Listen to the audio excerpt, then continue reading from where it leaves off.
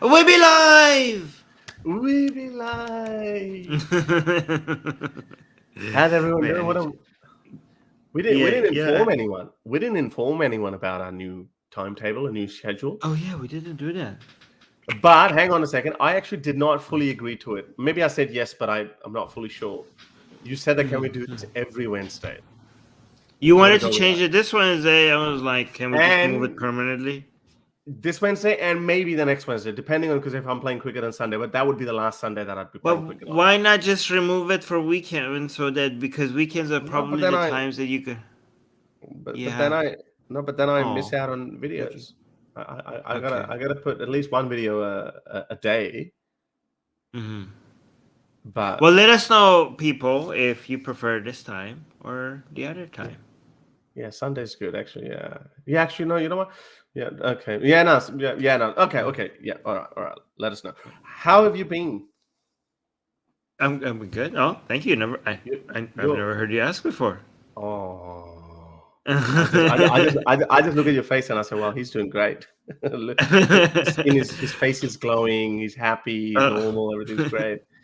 I saw you. No, because I saw you had an episode with Atheist Republic earlier today. So how can you do two in a day? Yeah, you're a machine. You're a machine. Sorry, I'll take the question back. It doesn't matter. You can do even 3 if you have to. I have a couple of very interesting stories which have been luckily incorporated into your patron questions. Oh, nice. But should I bring up? Yeah. No. I want to start off with something good. So, because we might have a couple of dark stories to cover. Actually, no, we don't have that many dark stories. But anyway, I want to start off with something good.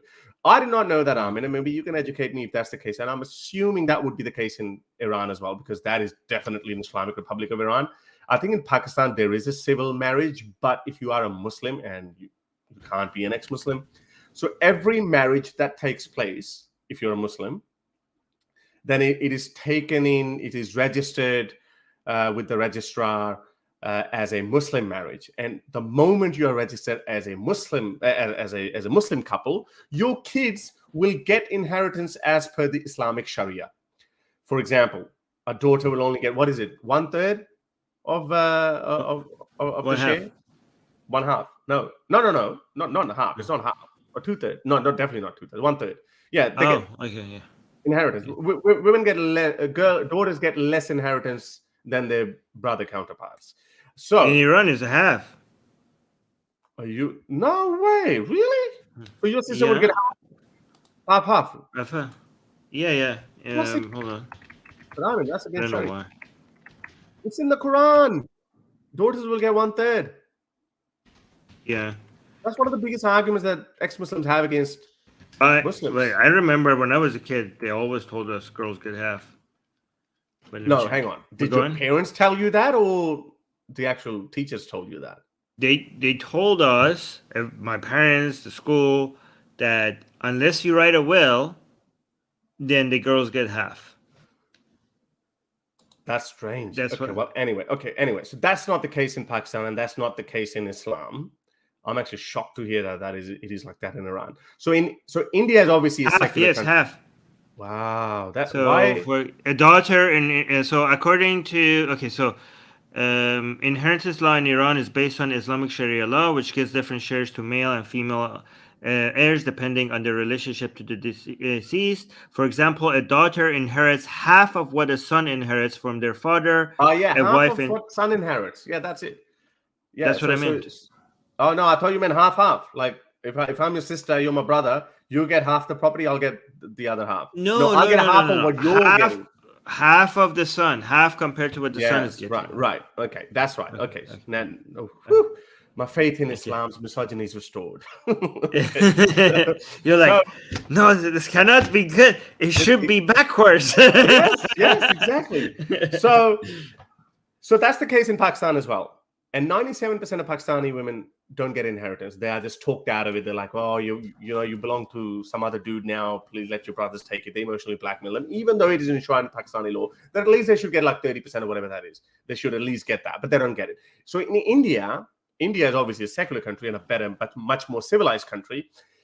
If you are Muslim and you obviously register your marriage as a Muslim, like the proper nikah or whatever, then all the Sharia laws or rules apply on you and your children. So when you die, if your marriage is registered as a Muslim marriage, then your kids will get their share of inheritance as per the Islamic Sharia. So here's this couple, a Muslim couple, they found a loophole. You know what they did? That's a good news. What? So they wanted to treat their daughters and the sons, everyone equally. And apparently, I don't think they have any sons, but it doesn't matter. Girls still get the wrong end of the stick. So what they did, they remarried under Indian common marriage law. So their marriage is not registered as Islamic marriage. The reason why they did that, so when they die, then their daughters will get equal portion. They would not get this discriminatory 1/3 of the inheritance. They found a loophole. But having said that, obviously Muslims are going to get triggered, right? Muslims are saying, not all. They issued hashtag not all Muslims. So a Muslim issued there's a Mufti. He issued a fatwa. The Council for Fatwa and Research of Darul Huda Islamic University issued a fatwa against Mr. Shakur. Report said the fatwa was issued on Tuesday, a day before his remarriage. Such thoughts are tragic results of the failure to understand the Islamic principle. Oh, well, no, he actually understood them really well. He just did not accept that. He said that he cannot discriminate between his daughters and sons. Not that he has any sons, but they still end up getting a less inheritance anyway. I think then uncles and other people become a part of that. Allah is the real owner of all wealth and property. Get out of here. Of course he's not. They should be utilized the way Allah stipulated, meaning discriminate. Don't give your daughters an equal share because, men are a degree above women. But then other people also, so he got attacked and trolled and whatnot, but he also got praised by a lot of people, such as famous sound designer Razul Pokuti congratulated the couple for the remarriage and said their move is an eye-opener for every liberal Muslim in the country. Today, the step he has taken is an eye-opener to every liberal Muslim in this country. I could not be there with him for his second marriage, but I'm there with him in spirit and the courageous stand he has taken. All the best to you, your newly wedded wife, and the family that comes along with it. So how good is that? Would you have done that? Would you have done that, Armin? This is a very good, strong statement that he made. And this is why I'm actually, and I think this is an eye-opener for a lot of Hindutva people as well. Not Hindutva, not all Hindutva. I like the Tunnis, the ones that I call radical Tunnis, who look at Muslims from the same lens. They look at all Muslims from the same lens. Look at it. This is what I tell you. Sorry, I'll quickly finish. This is what I tell you guys. Don't look at all Muslims with the same lens. There are liberal Muslims, are good, decent human beings in your midst. And when you compare like someone like Mr. Shakur with some, your average rabbit mullah, then, you're doing great disservice. You're actually disowning these people. Yeah. Wouldn't it be easier just to give them the wealth before you die? No, that's another problem. Why? I mean, then they're going to have to look towards the daughters for their well-being. I wouldn't give it. I wouldn't give it to my kids. I mean, you could just have it in their name, the properties in their name, and still live in it. No, I think a will can be. No, but there is a problem though. Even if you leave a will, you just gift it. Yeah. Yeah, but then who's going to look after you? Like, I mean, you still need to. No, I don't know. I don't think that's a good idea because you should only give your inheritance once you've died. Because I really know a lot of people who say, okay, now we're selling this property, we're gonna distribute it evenly amongst our kids or whatever, and then they're like, oh, hang on, I just know there are legal ways that you could do this in other places. For example, can leave a will, but it can be challenged. You can leave a will. Yeah. Okay. It can still be challenged.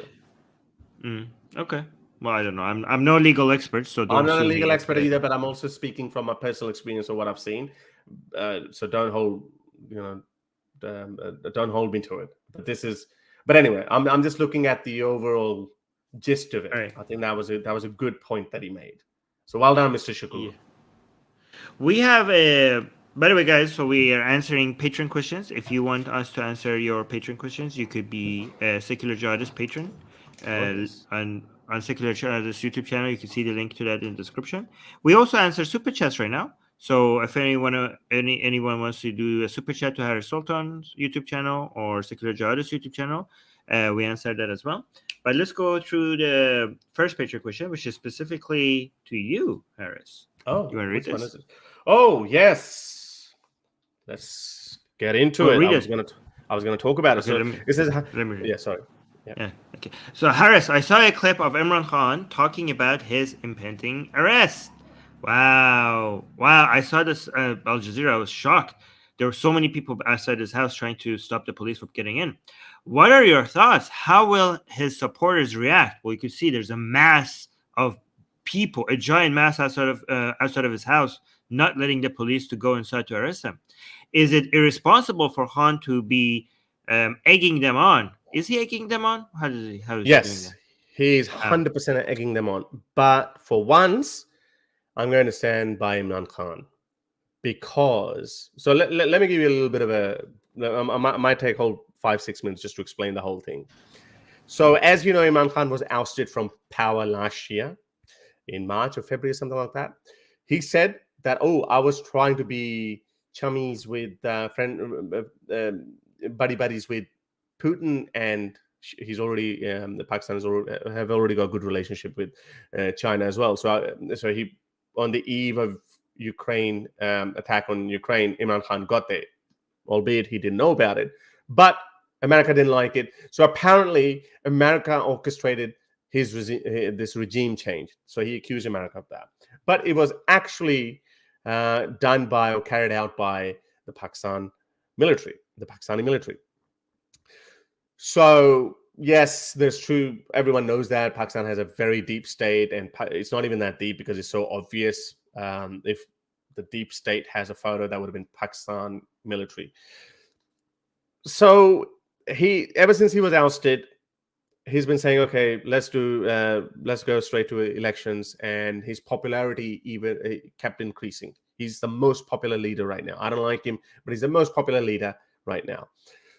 In the meantime, the new government came in, which were in cahoots with Pakistan military. So a lot of Imran Khan's party workers and politicians and ex-ministers like Shahbaz Gill, Azam Swati, so many of these people got arrested. They were stripped down. They were stripped naked. They were filmed. They were blackmailed. Some were tortured. Some were sodomized. All kind of crap happened. And this is not a conspiracy theory. It's all true. Like Shahbaz Gill has become like he still can't get out of trauma. Like, I mean, if you look at it before his arrest and after his arrest, he's a totally different man. Okay. So, and then we know that famous journalist got killed in Kenya. Imran Khan's narrative is that the deep state got him because he was also anti-establishment and anti-army. They hunted him down in Kenya. So Imran Khan knows that if there were elections held today, he will get a landslide victory. He'd get 1/3 or 2/3 majority, something like that. That's what he's claiming. And I think there's a lot of truth in that. The establishment, Pakistani establishment, army, intelligence, everyone is afraid of that. The opposition is afraid of that. There's no leader, there's no department is as popular as Imran Khan right now. So they've got a couple of politically motivated cases against him. One of them is like a Toshakhana, where, like when you get some gifts and then you have to submit it in the treasury, something like that. But there's some irregularity in there, which seems like a bureaucratic error. Very stupid on Imran Khan. But overall, a lot of these cases are just politically motivated and trumped up charges. So in one of the cases, he is supposed to go appear in this court, which is an F8 sector of Islamabad. There have been some terrorist activities, some terrorist attacks have taken place in and around that court. So he said that, and if you remember, he was somebody tried to assassinate him as well. not so long ago. He's still recovering from that. So there's a genuine risk on his life. And he says that there are some elements within the Pakistani army that want to get him. That's his claim. And to be honest, I don't even like the guy, but I think, yeah, I buy some of that. Like, look what's happened. And we can't really trust the military. So he said, move my court from that court to some other court. I will appear. They said, nope. They issued his arrest warrants. There's some other cases as well. One of them is he has to appear on 18th of March in 3 days, which he said that he will. So they say, no, we're not going to change it. We're going to come and arrest you, and then we're going to drag you to court. Imran Khan is saying, my life is in danger because there is precedence. Shehbaz Gill, Azam Swati, maybe Ajmer Sharif, all these guys have been arrested, tortured, and some of them, Ajmer Sharif was even assassinated.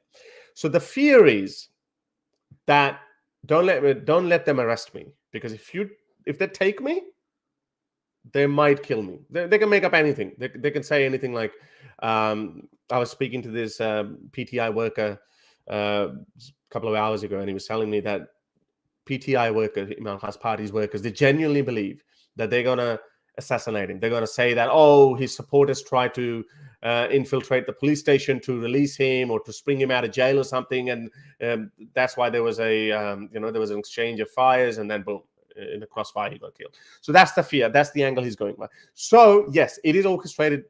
All of this has been orchestrated by Imran Khan. He's saying that don't let them take me.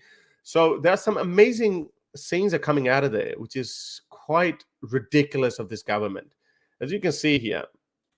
So wait before you play that. Yeah. Keep asking. Yeah, that's fine. Wow, what the hell? Why are they wearing suits? Oh, no, these are lawyers. So lawyers always go there in black suits. They're not agents. But there's more than that. The Matrix. It looks like Agent, like Men in Black or something. Yeah, that's weird. Is he okay? So my understanding is that the main point of the arrest are that he was selling state gifts while he was in office, right? That's one of the charges. Yes.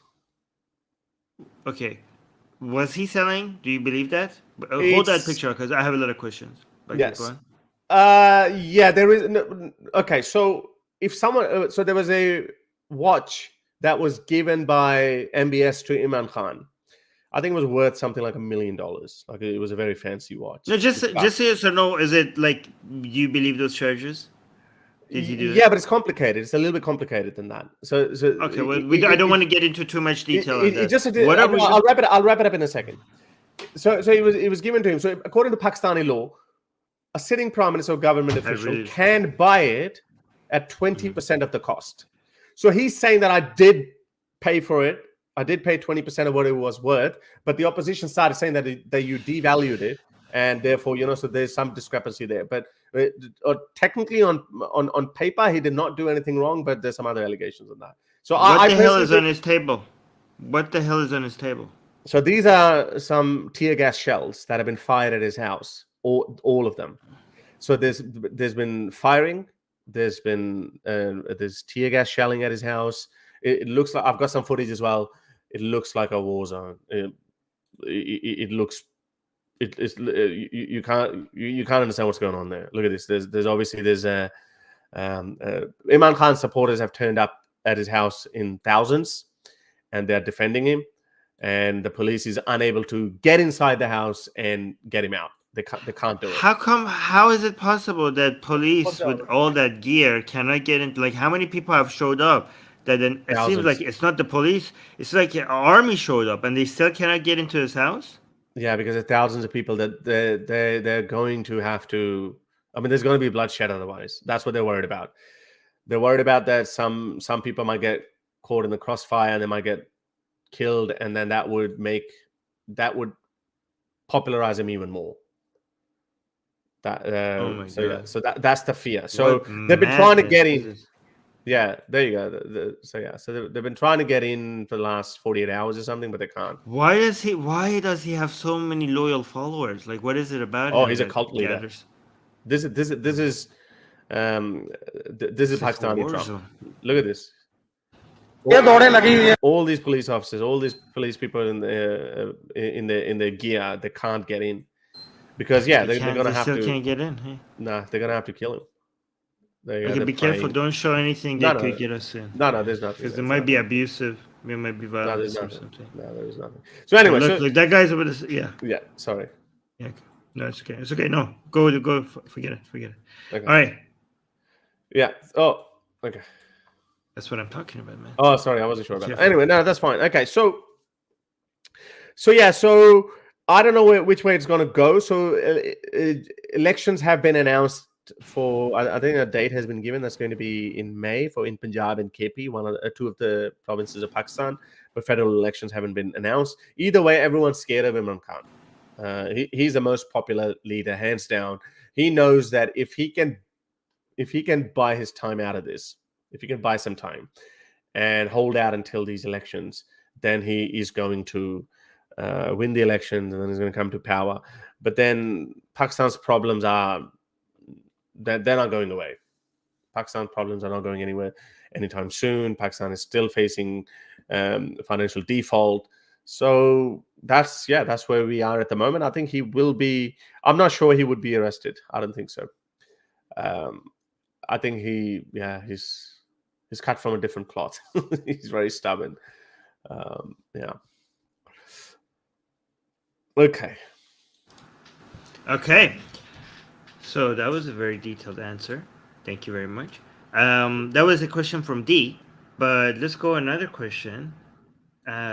This is a very interesting question. Okay. So do you ever question your own tactics and how you battle Islam? Do you ever wonder if you cause harm? Well, yeah, I actually do wonder about that. I try to reevaluate.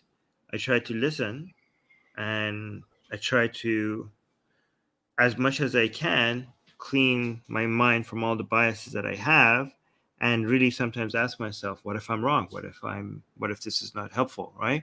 And I have made some changes even accordingly.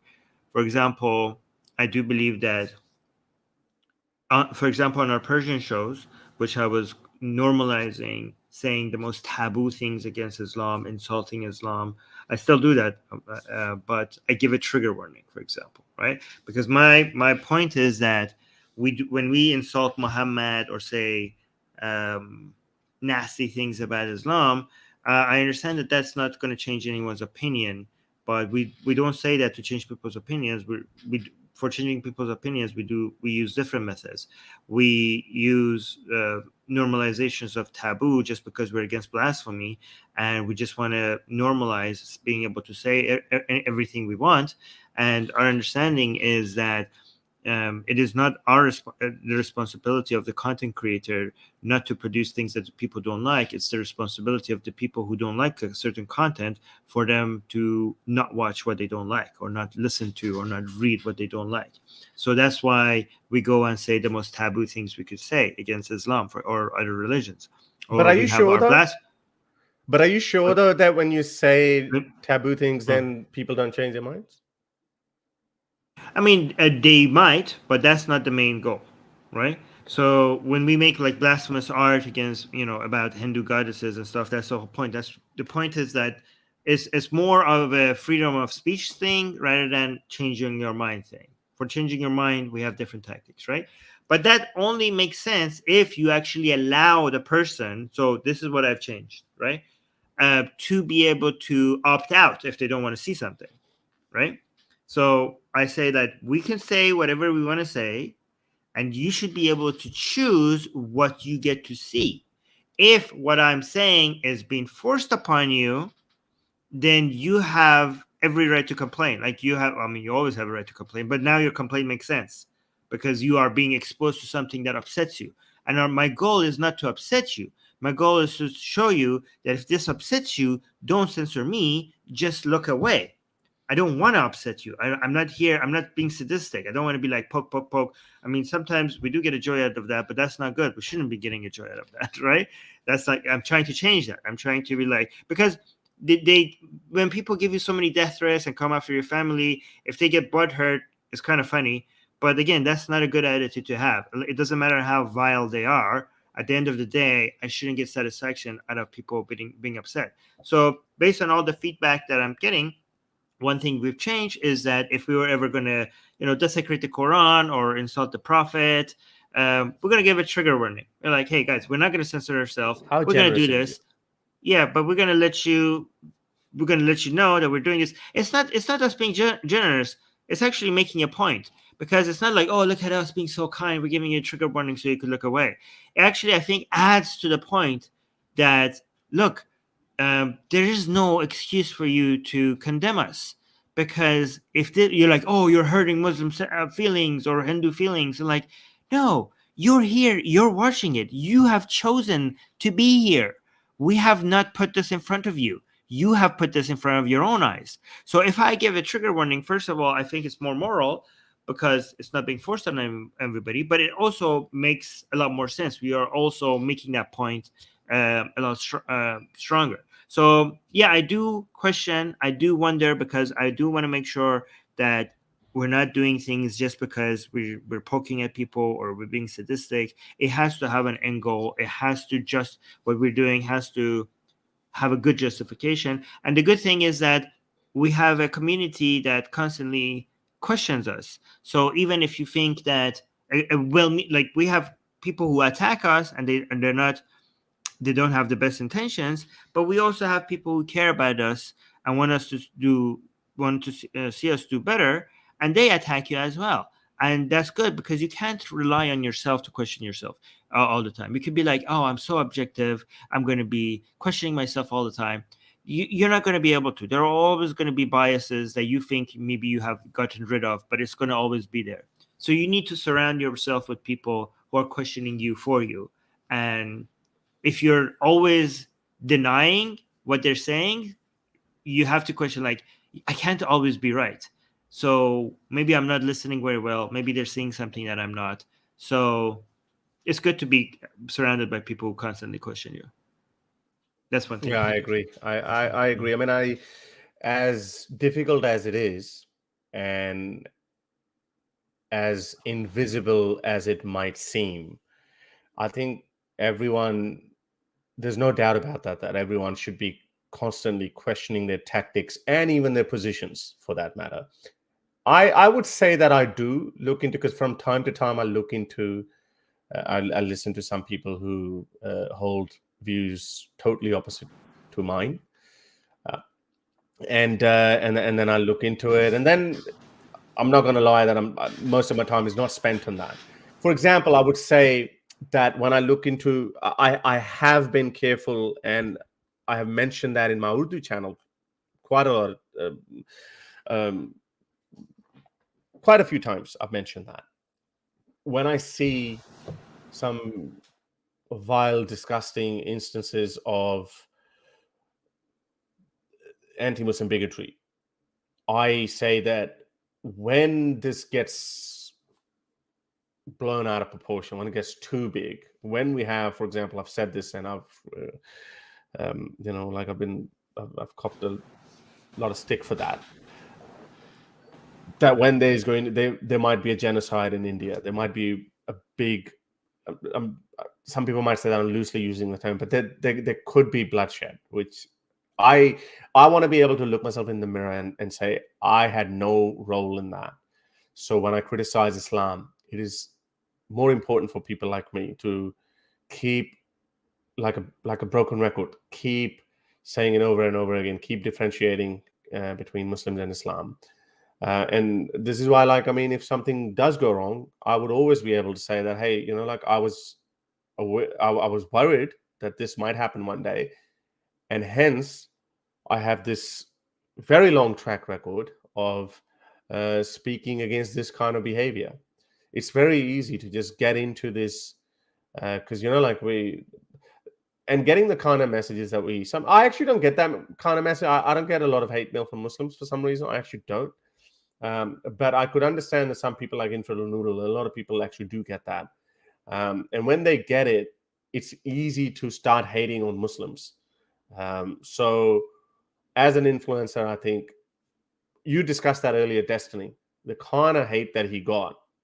I mean, it's very easy to just slip up and say something really mean and nasty back to them, like become really hateful. But he didn't. He handled it like a champion. Like, obviously, he's a pro. He's been doing this for a very long time. Now, that's a good way to look at it. And so I want to be like that. I do constantly question my statements or my positions. And this is why I welcomed when Armin pulled me up on the MBS issue. Like someone pulling me up over something that I might have said that which might have sounded bigoted. So I think it's we keep doing it, but again, like I may not be as good as Armin, but I'm conscious of that. So I try my best. I'm trying my best, but it's you're bound to slip up at some point. You're bound to make a mistake at some point. But when it is pointed out to you, I think in that regard I'm pretty good. If I have no defense to my statement or my position, I straight away throw it under the bus. I say, yeah, good point. I actually see that as a very good quality. I don't see it like, oh, I have to now defend it for the sake of it. Otherwise, I'll be embarrassed. No, I say straight away. Yeah, slipped up. Sorry, change of opinion. Move on. We have a question specifically to you. So I'm going to highlight this, and I'm going to also bring up a relevant Wikipedia page on it. Do you want to read it first? Yes. So, Haris, what are your thoughts on the Aurat March? So, those of you who don't know, Aurat March Aurat means women, Women's March that has been taking place on the International Women's Day, 8th of March. And last week, there was another episode of Aurat March. So, It's Pakistan. Yes. In Pakistan. Yeah, in Pakistan, sorry. So, all across Pakistan in major cities like Pakistan, like Islamabad, Karachi, Lahore, Faisalabad, all these kind of big cities, a lot of these women and their male allies, they turn up. They hold these posters, placards. They used to hold very provocative. To me, they were not provocative. To me, they were like, yeah, well done. These slogans, something like "My body, my choice." That triggered the entire country. From these lipstick Muslims to hardcore clerics. Everyone was like, what do you mean? What do you mean? Your body, your choice. No way. It's Allah's body and it's Allah's choice. So we kind of popularize this narrative that what do you mean by your so my body, not my choice? Okay, so your body then a cleric's choice, a Molvi's choice or something like that. So that's what we started making fun of. But anyway, they've actually toned it down a little bit since then. But it hasn't changed. This is what upsets me. Let me show you my screen. For example, one question before you say, sorry. Does aurat means genitals? No, not in Urdu though. Like, I mean, that's the etymology of it, but that's not what it. But that comes from Arabic. They're calling women genitals. Yeah, but that's not what it means. Aurat just means woman. Yeah, but the fact that it came from, because cover your aurat means like there's multiple meanings, like cover your private parts, honor. But the fact that in Pakistan the word for genitals and private parts became woman, kind of to me suggests that they see women as just their. That's the common criticism. That's the common criticism that they get, and a lot of Indians make that point. They say, "Well, you shouldn't use this." So some feminists have actually also said that maybe we need to invent a new word because being a woman is not shameful. But then some people say, so basically, it's kind of like seeing women as just their pussy. It's just like that. I like to look at it. Yeah. Only in Pakistan's case it's been normalized, and nobody sees anything wrong with that. So look, that's the etymology of it. But there is a thing called ghalatul am, which means like if something has just regardless of the etymology, if it has become a common phrase, then it's okay. You can use it. But then again, I understand that if it's problematic, then it shouldn't be used like that. So, but yeah, that. A lot of people are talking about it, but feminists themselves are divided on the issue. So we haven't reached a consensus on that. And so they held their protests, and like there was this lathi charge or like a baton charge. So like they use these sticks on women, just like as always, as the police using that. But I think it went mostly all right because most of the focus went towards Imran Khan, so that's why it didn't go as badly as bad as it used to. Right. Yeah, so it's okay. So I think women are doing great, and they're gonna. I think they've asked the right questions. They've put the right amount of pressure on the relevant agencies and lawmakers. Domestic violence bill was popularized by these ladies because it's been going on for like now 5 years or something, 5 or 6 years. I remember 4 or 5 years ago it became really popular when they said domestic violence, and every year we hear a high-profile case of domestic violence. Sometimes women get killed by their abusive husbands, etc. So they really do well in popularizing those stories, and the Twitter followers get a lot of they enjoy a decent amount of following, but the amount of hate that they get is just it's just mind-boggling. Like, even, I was telling you last week that you asked me a question that why Pakistan is becoming more and more conservative, and I said that because the celebrities, the influencers, they have popularized this notion that the more Muslim you are, the more better as a person you are. So this is what now they think, that anyone who can criticize or attack these women, then you're going to be seen as a more honorable person. The kind of abuse that they get is just filthy and disgusting. And it's ironic that it comes from those people who actually say that we respect women. They go to these women and they say, oh yeah, since you are liberal, you'd fuck anyone, so why don't you fuck me? Like, these kind of things. Like, and those videos go viral. That there's so many. Like, they're like, for example, this one video went viral this year, where they said, oh, these women want rights. I'll give them very long. We'll give them long rights. By long, obviously, he was referring. Yeah. So these kind of disgusting. Yeah, but they get liked and people like it. They're like, yeah. So a woman should either be fully subservient to her male counterpart, or she should be treated like a whore. That's the logic, and that's been popularized by so many popular influencers. Yeah. See, Soha is telling us aura is an Arabic is Arabic. In Arabic is private parts, and yes, the woman's face is like her vagina, and that's why they cover her face.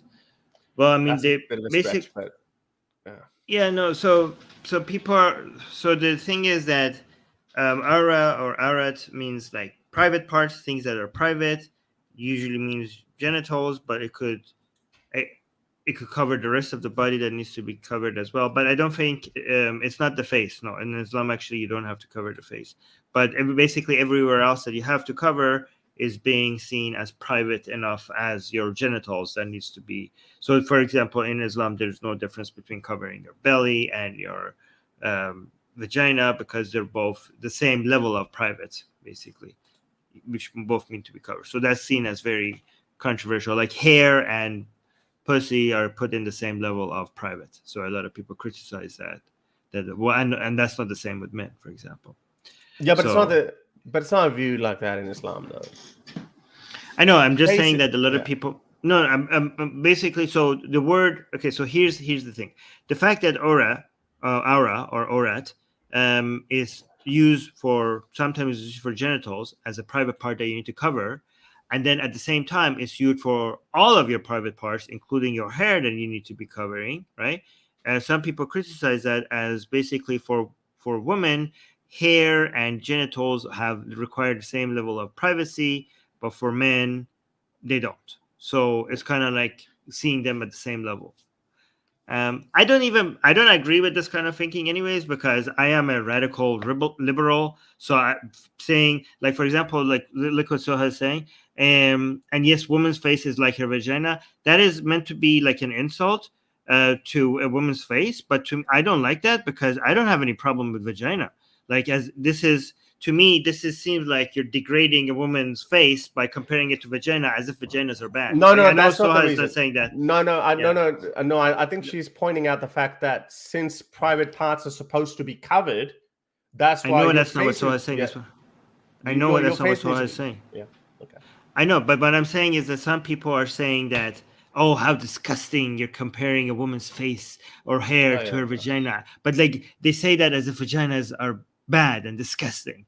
To me, like none of them require to be private. Like, so I'm a radical liberal, so that's the way I think. I don't think, there's a lot of butthurt right now by Muslims, given that in Germany they're allowing women to come up topless and swimming pools, right? Swimming pools, yeah.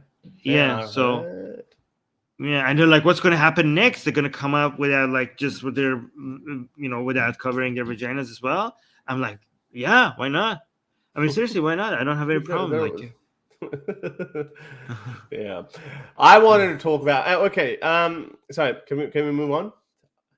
Yeah, we have one last Patreon question, but we could do yours. We'll do this after. So I covered this news story a year ago on my show when I used to do my show with Urfi Khan. A proud Muslim man kills his parents over blasphemy. I'll include the link in the description so you can go and check out this video. And then there was another news story where a son killed his father for not praying. That happened 2 years ago. I covered that news story on my Urdu channel. I couldn't find that on my English channel, so maybe I didn't do it. But guess what? It's only one religion. I'm sure religions can't generally have that kind of impact on people because there's an ultimate tyrant sitting up there who makes you or who forces you to do really bad things. And if you don't do them, then you're so terrified of that person that you end up doing those terrible things. For example, that son that I showed you who killed his own parents for blasphemy because he would have been scared that, hey, my Allah would ask me on the day of judgment that why did you not defend my honor? So he killed his parents. Like that son who said, why did you not ask your father to pray? So he killed his father. And just last week, Armin, this time a father killed his fully grown son in Karachi for not waking up to pray. Jesus Christ. Where is it? I just pasted it. Why is it? Oh.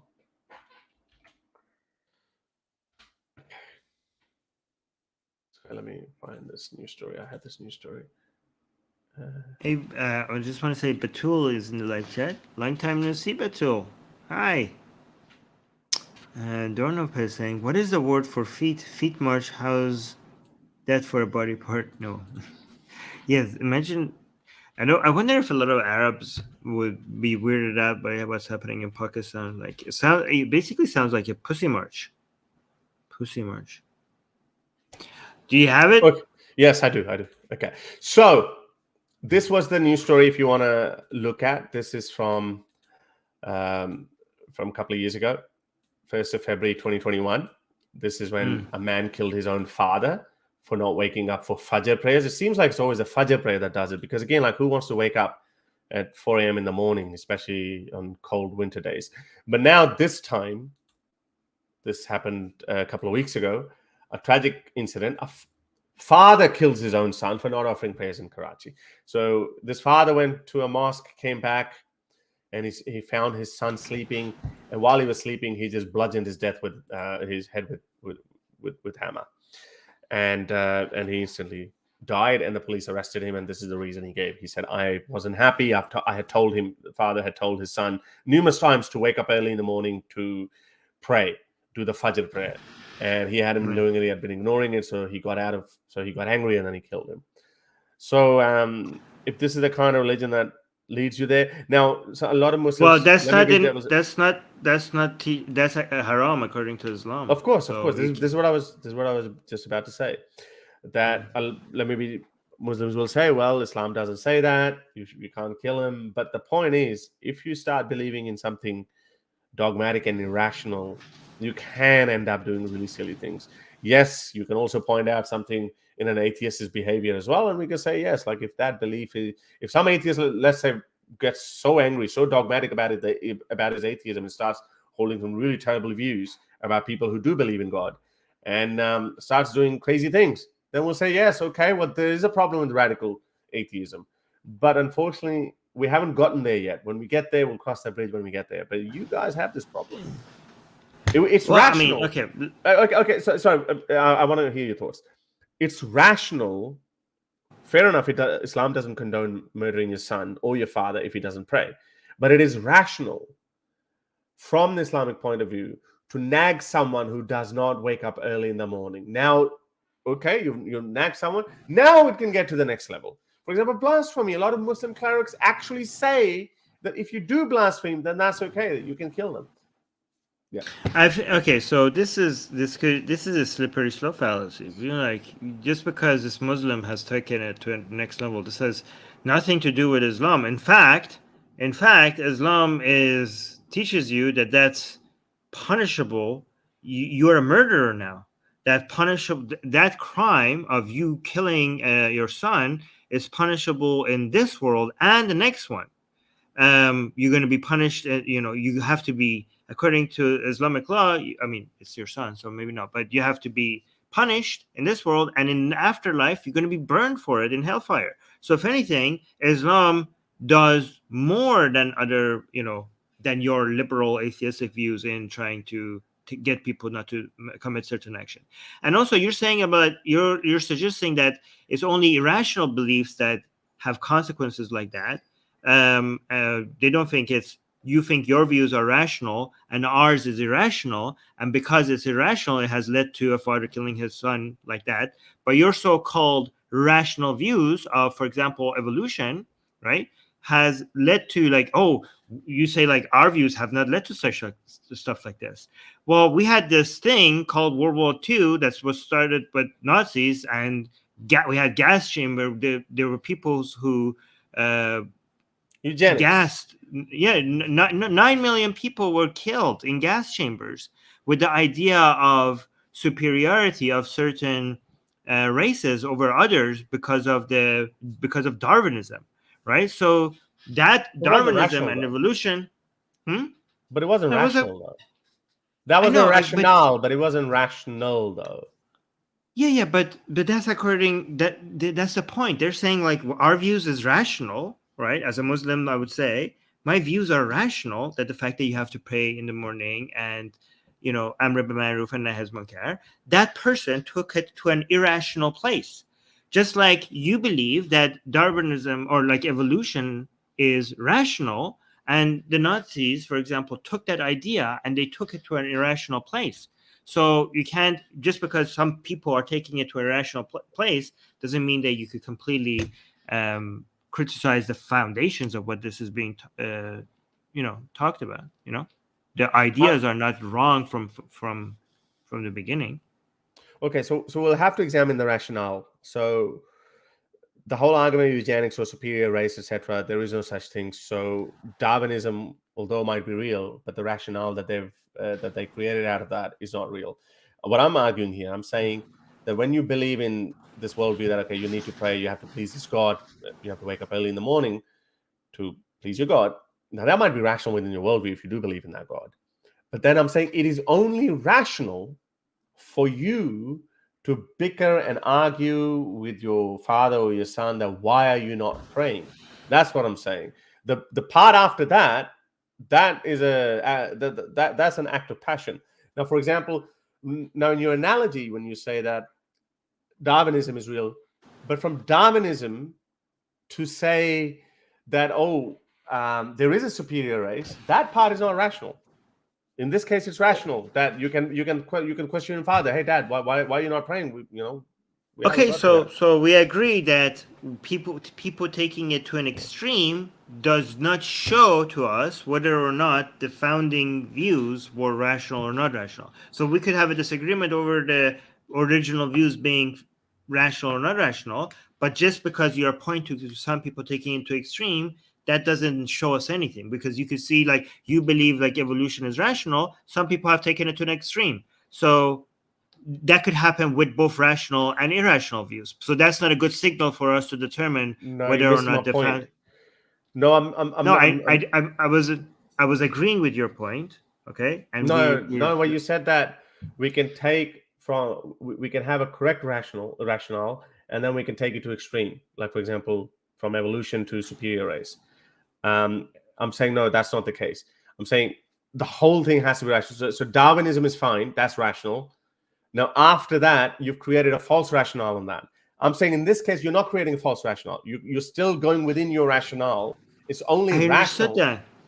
Okay. I completely understood that. I'm just saying, So for you to recognize whether their steps were rational or not, you have to go experiment whether they're rational. You like analyze whether they're rational. You cannot just point to the extreme conclusions and then conclude that they were irrational. Do you know what I mean? So you have to go and like, okay, let me go check and see if every step was rational or not. That's the step that you have to take. Just pointing to extreme behaviors does not show whether the founding beliefs were rational or not. no, I'm rational. stopping You one actually step have to. before though. No, but I'm stepping one Yes, step before though. yeah, that one step before you have to go and actually analyze it and see if it rationally follows. You cannot just point to extreme behavior, so it starts from a wrong belief. You actually, what you just did is go and analyze to see if it makes sense or not. So it doesn't, just the mere extreme behavior is not good enough. You actually have to analyze to see if it follows. Yes, but There you go. but in the other case, it doesn't follow. In Hitler's Yeah. case, Okay, but Nazis case, I it doesn't know, follow. but you had to analyze it. You couldn't just you couldn't just point to the Yeah, extreme after behavior. analyzing, we say this. So I don't understand what the initial problem though. My point is that just pointing to the extreme behavior is not good enough to show whether or not the founding logic makes sense. You actually have to Oh do yes, of extra course. work. That's what I'm Yes, of saying. course, of course. Yeah. But if no, of course. Now, hang on. Can you find me another example of that? Because I'm not convinced with that one. Because as I said, in the case of Hitler one, I'm saying all of that logic does not follow. In this case, all of the logic follows. So, do you think it follows from Islam? Let's assume the premises of Islam are true, right, unrational. Okay. irrational, yeah. Does it necessarily follow to me hammering my son in the head because he didn't wake up in the morning to pray? Yes. It necessarily follows. Yes. How? Because as I said, if you believe that there is a God, he expects certain things to do. He expects certain things from me. Then I must please him. Then I can ask my kid, why didn't you do it? Up until that point, it does. Now, the extreme step, the next step that you're talking about, that can go into act of passion, and any atheist or any person can do that. Not only just in that case, it can do that in any other case as well. But I'm saying that up until that point, that can happen, and it would be rational as well. Like, for example, would that be rational? Actually, I'm just experimenting. I'm actually exploring different options here. Would that be rational if someone said that you and I had a fight? We just started off with an argument. Argument got heated, and then we came to exchanging blows. Now, one would say that no, at some point, one person should have stopped and become a better person and not let the emotions get the better of him. But would you call that the actual act, not the act of the person, but the actual sequence of events, rational? Because when people do get angry, it is rational that we can see that people would go to an extreme step. Don't you think it's no? It's kind of like telling me that a father hammered his son's skull in because he didn't do his homework. And then I come like, this is what happens if you tell parents that they need to tell their children to do their homework, because they're nagging on their children to do their homework and finish their homework. And it follows that eventually somebody's going to take a hammer and bash their kid because they didn't do their homework. They're like, no, just because we're telling. No, I get it. I get it. Fair enough. Yes, we don't want to live in a world where we could rationalize that as well. But my point is, you can actually that person does rationalize it. I mean, for example, the father did rationalize it. He said, "Hey, he doesn't do this. What was it supposed to do? I'm not saying this is right, but I'm saying they can rationalize it. People can't rationalize it, which is fair enough. Yeah, We should not let them rationalize it. I know, but that would apply with things that are not Islamic. That would apply with Yeah, anything. Then yeah. But I'm asking that in the case of Hitler eugenics, though, yes, you can rationalize it, but that rationale would not be correct because there is no superior race. Actually, there might I know. be. Okay, but let's find more. Find more. Let's find more examples. Yeah. The example that I gave is more closer, right? Because something that's rational, but then ending up. No, like for example, weapons. Let's go nuclear weapons. No. Just let's say with the homework one, because the homework one is very similar. Like Islam teaches you that tell your kid that they need to pray in the morning, right? Tell them that. They're like, well, if you do that, it will lead to eventually somebody hammering your kid with the. No, it could. Okay, but I'm saying that person would rationalize it. I know, but homework. Would you criticize parents telling their kids to do homework? Okay, then that doesn't. That doesn't follow. Okay. I get it. Yeah, no, I get it. But the difference here is we can't live without homework, so it's necessary. But we can live without Islam. But I get it. You're going to say, well. If you accept the premise that there's an Allah, then praying in the morning is more important than homework. Okay. See, this is why you don't argue with Armin Navabi. That's a good point. I get it. But do you agree with me that people can rationalize anything?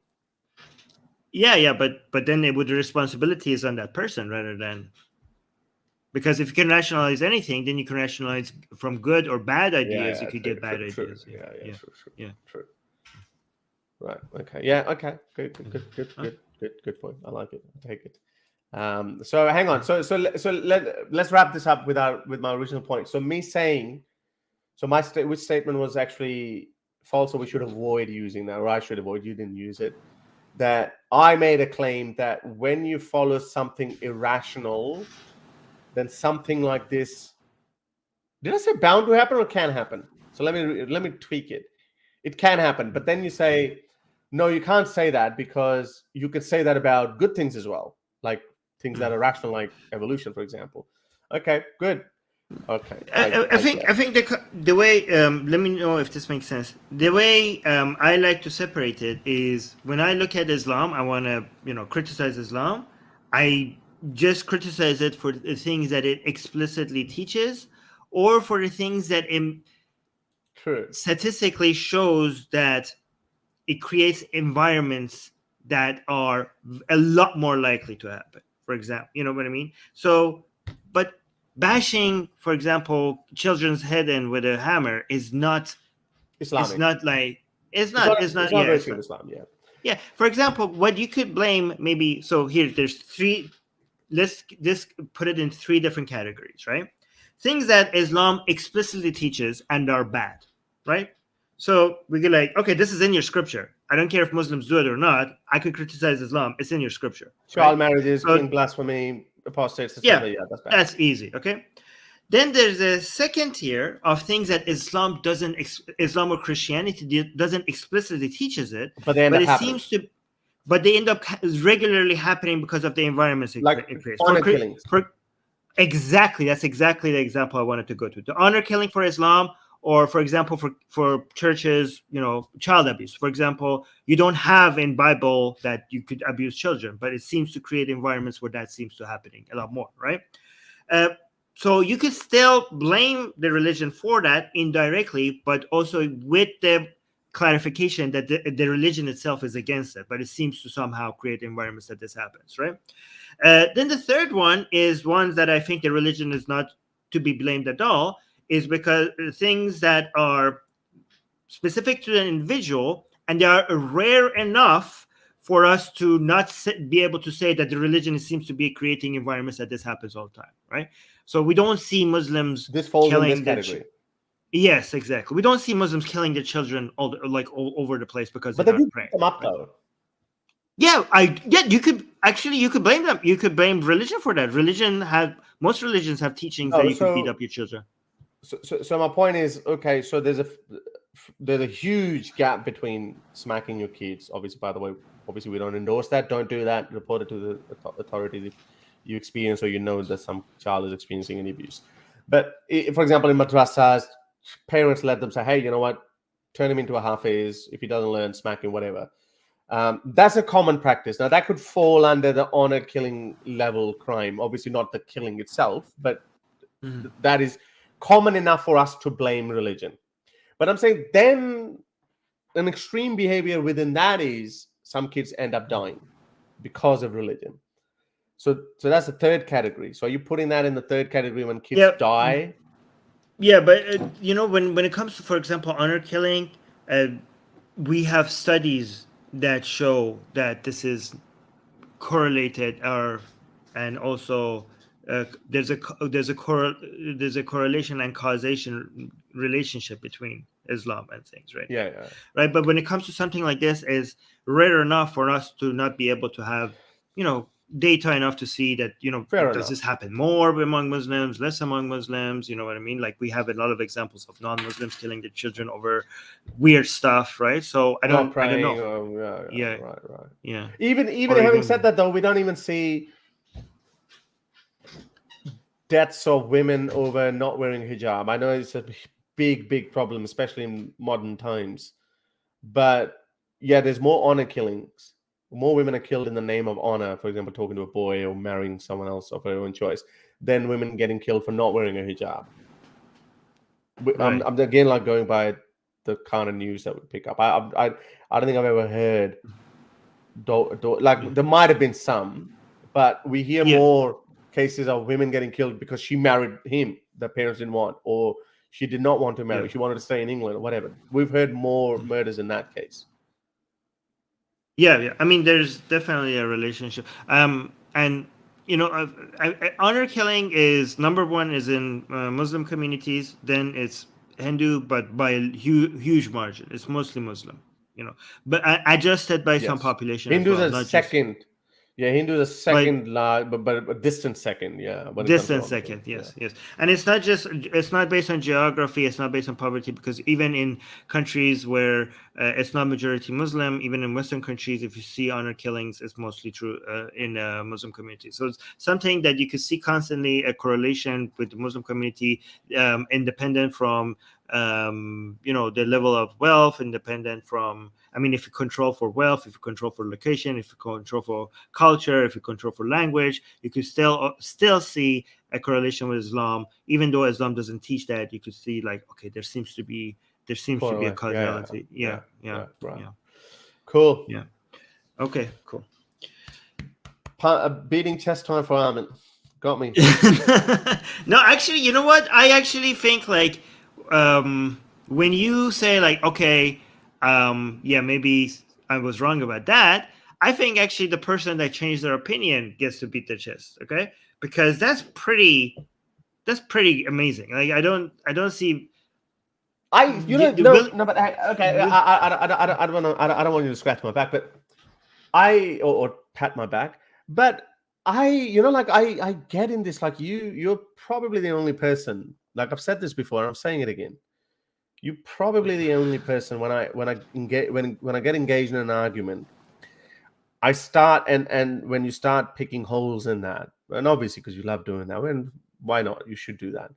But I see that I only experience that with you. But my point is, fair enough. I think everyone can see holes in their arguments, or someone else can help them see those holes. But my point is, I can recognize that.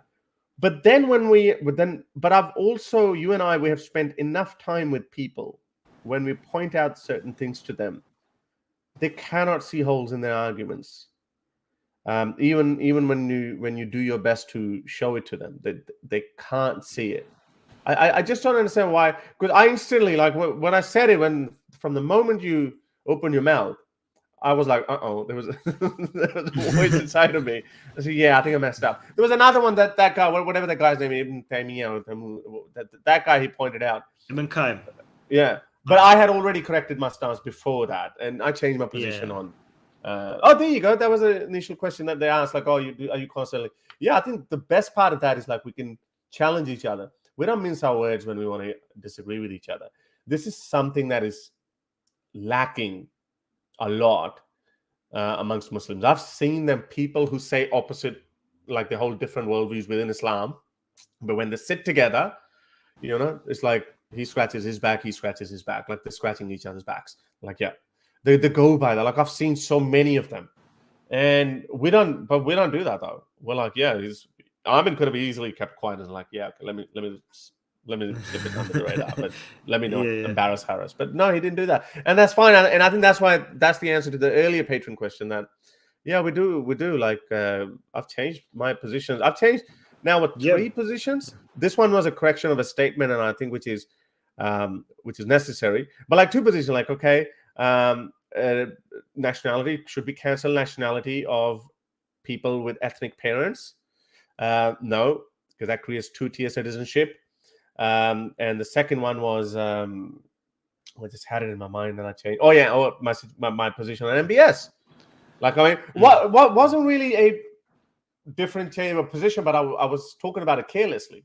Which is, again, there you go. Like, we changed our position because we know we answered. Actually, I have a document of things I changed my mind on, and I have not updated that document for a while. So I am kind of worried about being dogmatic about my views. So I need to reevaluate my worldview. Anyway, speaking of, well, maybe because you're so smart, because you are sometimes ahead of some of the biggest so-called intellectuals of our time. As some of you know, that Armin Navabi had to go through a lot. He had to pay a very big price for picking on a certain community or a certain religion, maybe more than 2 years ago now. Sexy Kali, right? So you said that, okay, you made fun of Sexy Kali purely because you realize that there is a group of people who cannot accept that, and they get just as butthurt as Muslims. Although I'm not saying that Hindus are known for beheading the blasphemers like Muslims are. I'm not going that far. But still, if there was one step short of that, then that's how a lot of Hindus behaved against Armin Navabi. They went to the Supreme Court, they pressured Twitter into banning his account, thanks to Elon Musk, who restored Armin Navabi's account. He was in 2-year Twitter hiatus. But guess what, Armin? You were 2 years ahead of Jordan Peterson. Do you know what happened? What? He also spoke about our dearly beloved Your Sexy Kali. Wow. So he says, sheer unadulterated narcissism in action. This is narcissism in action. Like, like, I am the best. I'm fighting the good war or whatever, blah, blah, blah. Again, anyway, and that would explain. Like, I mean, I'm still trying to understand. And guys, you guys can educate me. Maybe, Armin, if you pick up something, then you educate me, because I don't fully understand the tweet. Yes, he's referring to some academics.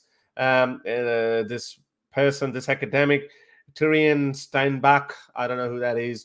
Apparently there's this argument there, and this person, Jordan Peterson, basically saying you cannot make fun of her. Her worship, Kalima, Sexy Kali's worship, is now mandatory in all institutions of higher education in precise proportion to their past preeminence.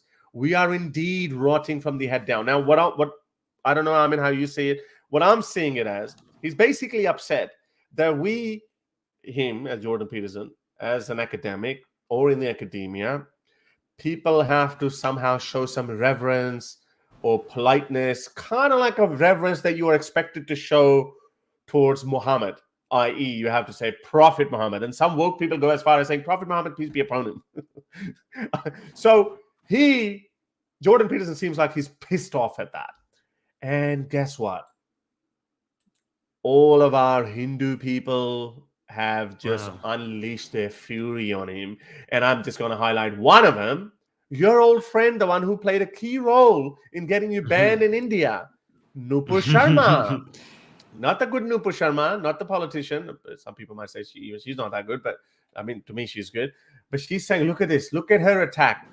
Now, see the hypocrisy here. All these Hindus came after you. They called you a misogynist because it's actually their ingrained misogyny that they saw a woman being called sexy is misogyny. Why can't a woman be proud of her beauty? calling a woman beautiful or her being sexy is not misogyny. That's the opposite of that. But these people told you that you are misogynist, you don't respect women, blah, blah, blah, you're a jihadi, blah, blah, blah. And that same line, so this is the same line these other Hindus have been towing.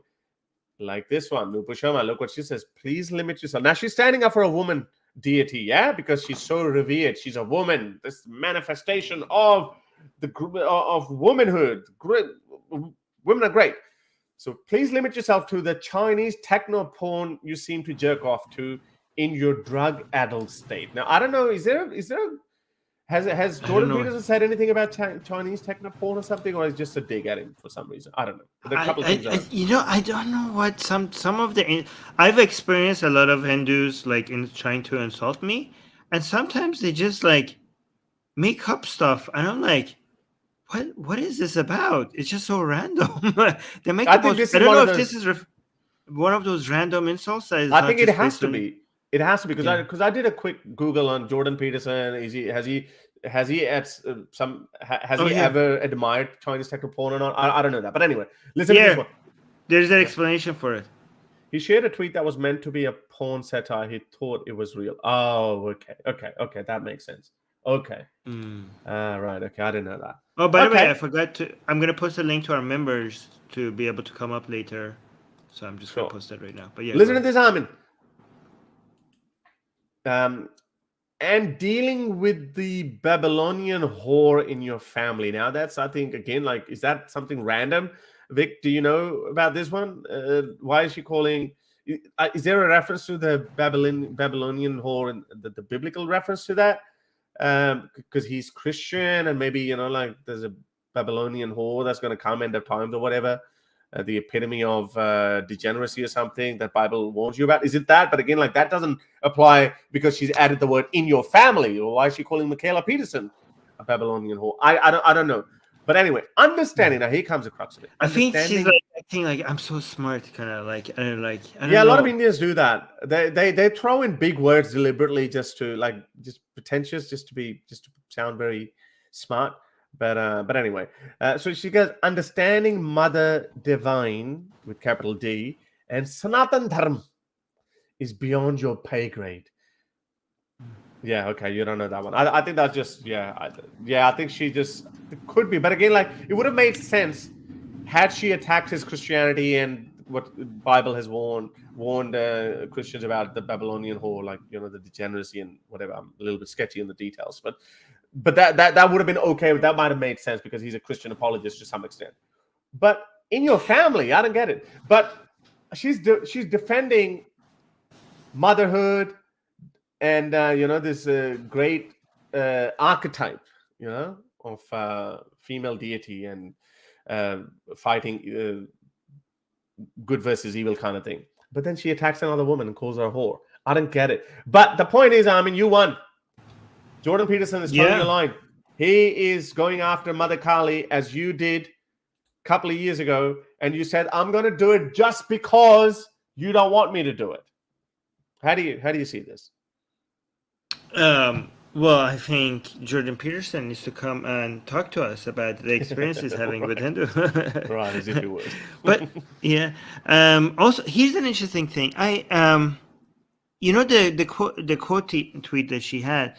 It's so amazing how they think this is so intellectual, the whole Hinduism, the goddesses.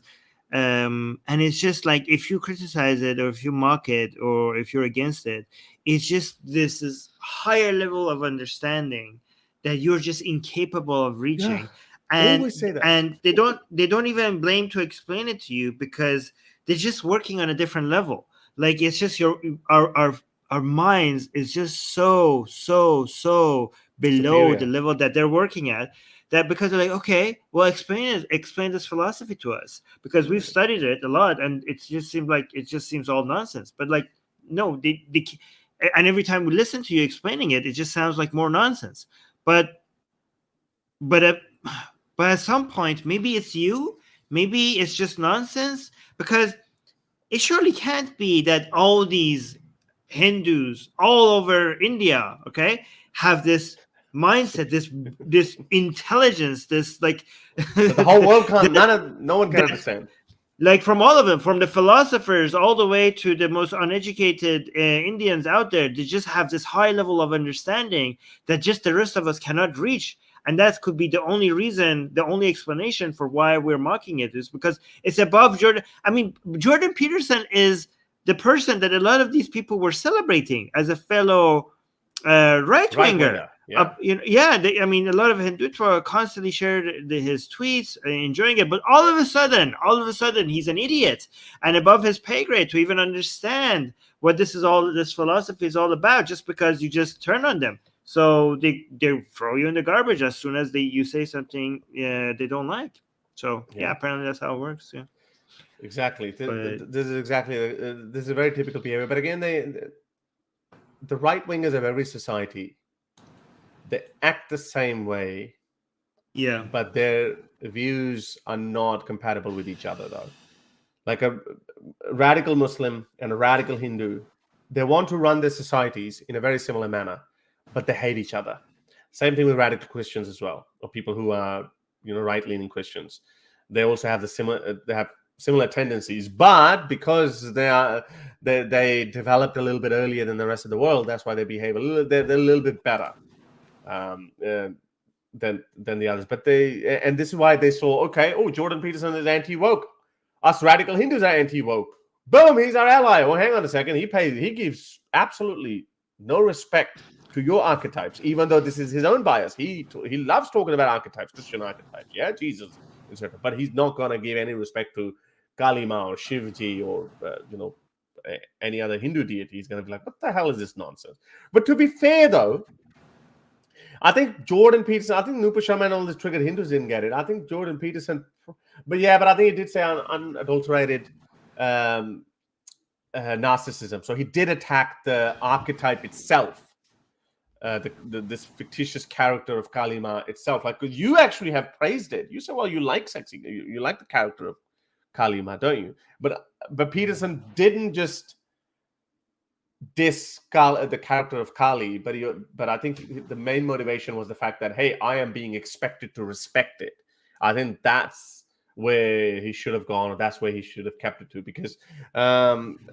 because then from his worldview, because if you can see good moral lessons coming out of the character of Jesus, then surely Hindus can also see some good moral lessons coming out of Kali, right? That's pretty fair, isn't it? We can criticize both Kali and Jesus, and we're going to attack them because... Well, I mean, Jesus didn't commit massacre a whole bunch of people.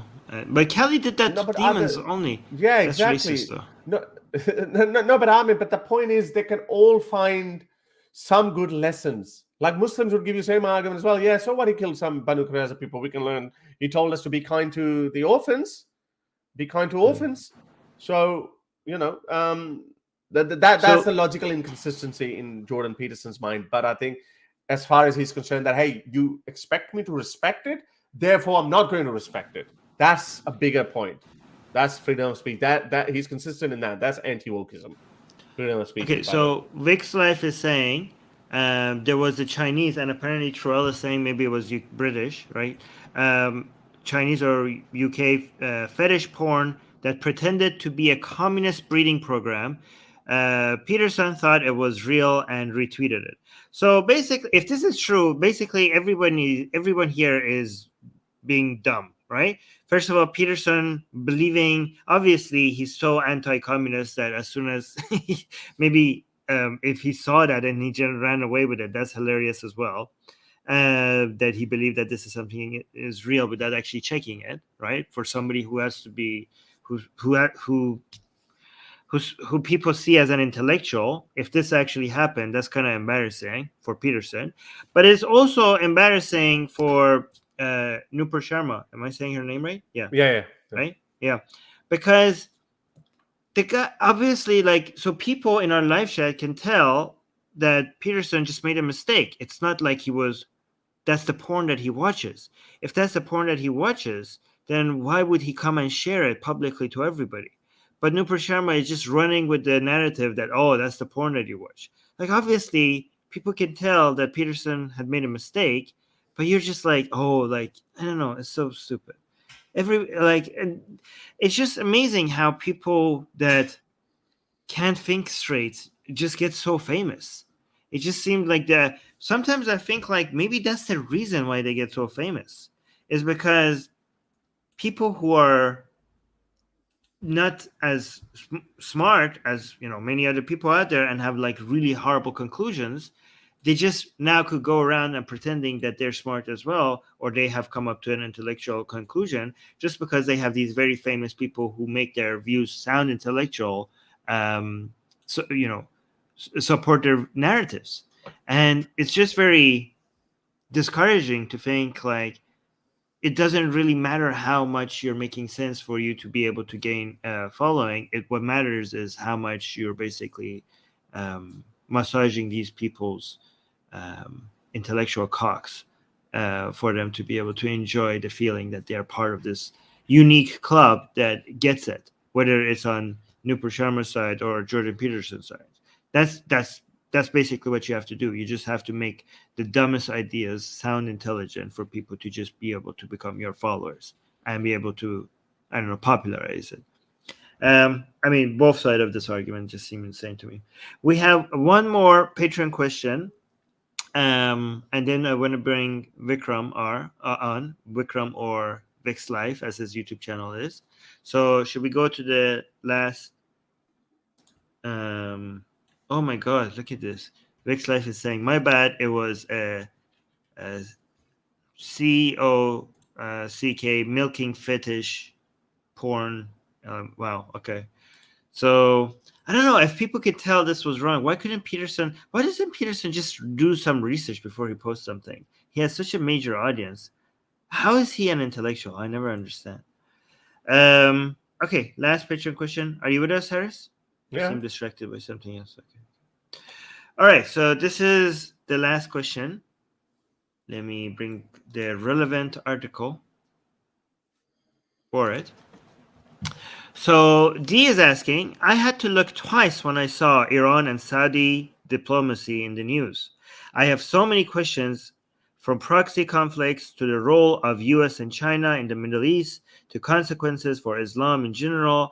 What do you guys make of it? So this is a big deal, a huge deal. So let me just read you the summary. Iran and Saudi Arabia have agreed to resume diplomatic ties after years of hostility that had threatened stability and security in the Middle East. The deal was brokered by China in Beijing this week and represents a major diplomatic victory for Beijing, as well as challenges for the US.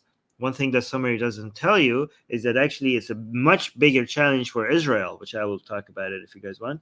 Iran and Saudi Arabia agreed to reopen embassies within 2 months. Wow, this is unbelievable. And to reactivate a 2001 security cooperation accord. The deal also comes amid efforts to end the war in Yemen, where Iran and Saudi Arabia back opposing sides. So this is a huge deal. It could have potentially shift everything in the Middle East, right? So I don't even know where to start. So let's start with Iran. Iran is obviously being pressured into, well, it seems like it's being pressured into this deal, both by China and the Iranian people, because of the recent protests in Iran. Iran's diplomatic standing and its soft power in the world has weakened dramatically in the past couple of months, and it's been devastated because of more challenges, both because of its international relationships and more sanctions, and because of the revolution that is happening in Iran right now. The Europe also turning on Iran as well, and becoming more, putting a lot more pressure on the Iranian government. So Iran's economy was always challenging ever since the U.S. sanctions, ever since Trump threw out the deal, the JCPOA, but it becomes extremely a lot worse ever since the revolution because of more sanctions and more unity, global unity against the government by international actors, right? So what has led into is the currency of Iran, the value of Iran's currency crashing. And Iran has lost a lot of soft power, but also a lot of economic power globally, which might have led it to be pressured into accepting this deal, accepting this negotiation. And China is probably has been taking advantage of the revolution in Iran to be able to force Iran into this agreement, because China has two incentives in doing this. First, it wants to show that it's now the big player in the Middle East, and it's going to come and replace the US. As the US is trying to reduce its influence in the Middle East, China is going to show that, like, I'm the big boy here now. And this is a major signal, because this is something bringing countries together and doing deals like this was usually a US thing to do. And now China that is doing it with the two biggest actor in the Middle East, kind of shows how big the hand of China is. But also China will benefit a lot from stability between these two countries, because China wants to do a lot of deals with Saudi Arabia and Iran as well, but bigger deals with Saudi Arabia relative to Iran. And the instability, the threat that Iran is to Saudi Arabia is something that China can't tolerate. And China has a lot of influence on Iran. And the fact that China has a lot of influence on both Iran and Saudi Arabia makes it, it's basically China has become both Iran's and Saudi Arabia's and a lot of other countries' daddies. So if they have to, it used to be Russia, but now it's switching to China. So China is, they kind of have to listen to it like the good little boys they are, right? Because the Middle East is going to be a major supply of China's energy, and China wants to enjoy stability there. So it's pushing these countries together. But the thing is that this is a major shift from the direction that Saudi Arabia was moving ahead, because Saudi Arabia was very aggressively moving against Iran's government. And in the same way it was with Khamenei, they seemed to be, the shift was growing, and it didn't seem to be wanted to go in any other direction, and then more hostility. Which is weird, because both Khamenei and Mohammed bin Salman have signaled that they consider the other side pure evil. Mohammed bin Salman compared Khamenei to Hitler, and they said, like, there's no way we can get along with these people. Like, this is an enemy that needs to be eliminated. And Khamenei had said similar things about Mohammed bin Salman and Saudis. But now they're shifting directions. Go on. You want to say something? No, finish your point, because I have two questions on that whole thing. Right. So this is really bad, because for Israel, because Saudi Arabia was moving away from Iran, and this the challenge of Iran and the threat that Iran is to Saudi Arabia was pushing all these Gulf Arab countries to have a unity with Israel. But now Israel, which was already, so here's another thing that basically a lot of things have come together to make this happen. The instability in Iran, the revolution that is happening, China's growing influence over the Middle East, but also Israel's internal politics has made the protests there. So basically there's two protests that are happening: protests in Iran and the protests in Israel, right? And the protests in Israel has made Israel a much less stable ally for Saudi Arabia, especially because a whole bunch of racists have come into power in Israel. And it's one thing for Saudi citizens to accept to not challenge their government when it comes to getting closer to Israel.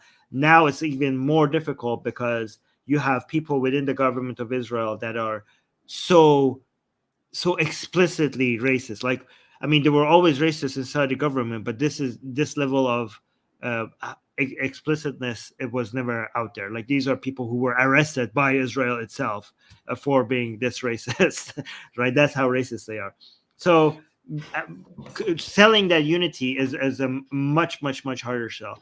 Unfortunately for Iranian protesters, this opens the hand. bad news because it basically gives a lot of breathing room for the Iranian government. It makes them look like hypocrites because they were always chanting, singing about how they will crush Saudi Arabia, that they are their number one enemies, that they will invade Medina and Mecca one day, that the heart of Iran will be Mecca one day. So these are, and now they're like completely giving in and becoming making a deal with them. So it makes them look like hypocrites. So 2 But at the points. same time, the Iranian currency just made a huge rebound after this news, which shows that the significance of it. Yeah, go on. So 2 points. First, obviously, one thing that we've seen that all these authoritarian countries are joining forces against, the free world, as we like to call it. What we've always seen that authoritarians always hate springing up of democracies in their neighborhood. So if this revolution did become successful, let's just say, wouldn't that be a bad news for Saudi Arabia as well? Because they say that when Arab Spring happened, Putin saw this video of Gaddafi getting assassinated or getting beaten up by a mob. He was terrified of that. A lot of authors have actually spoken about it.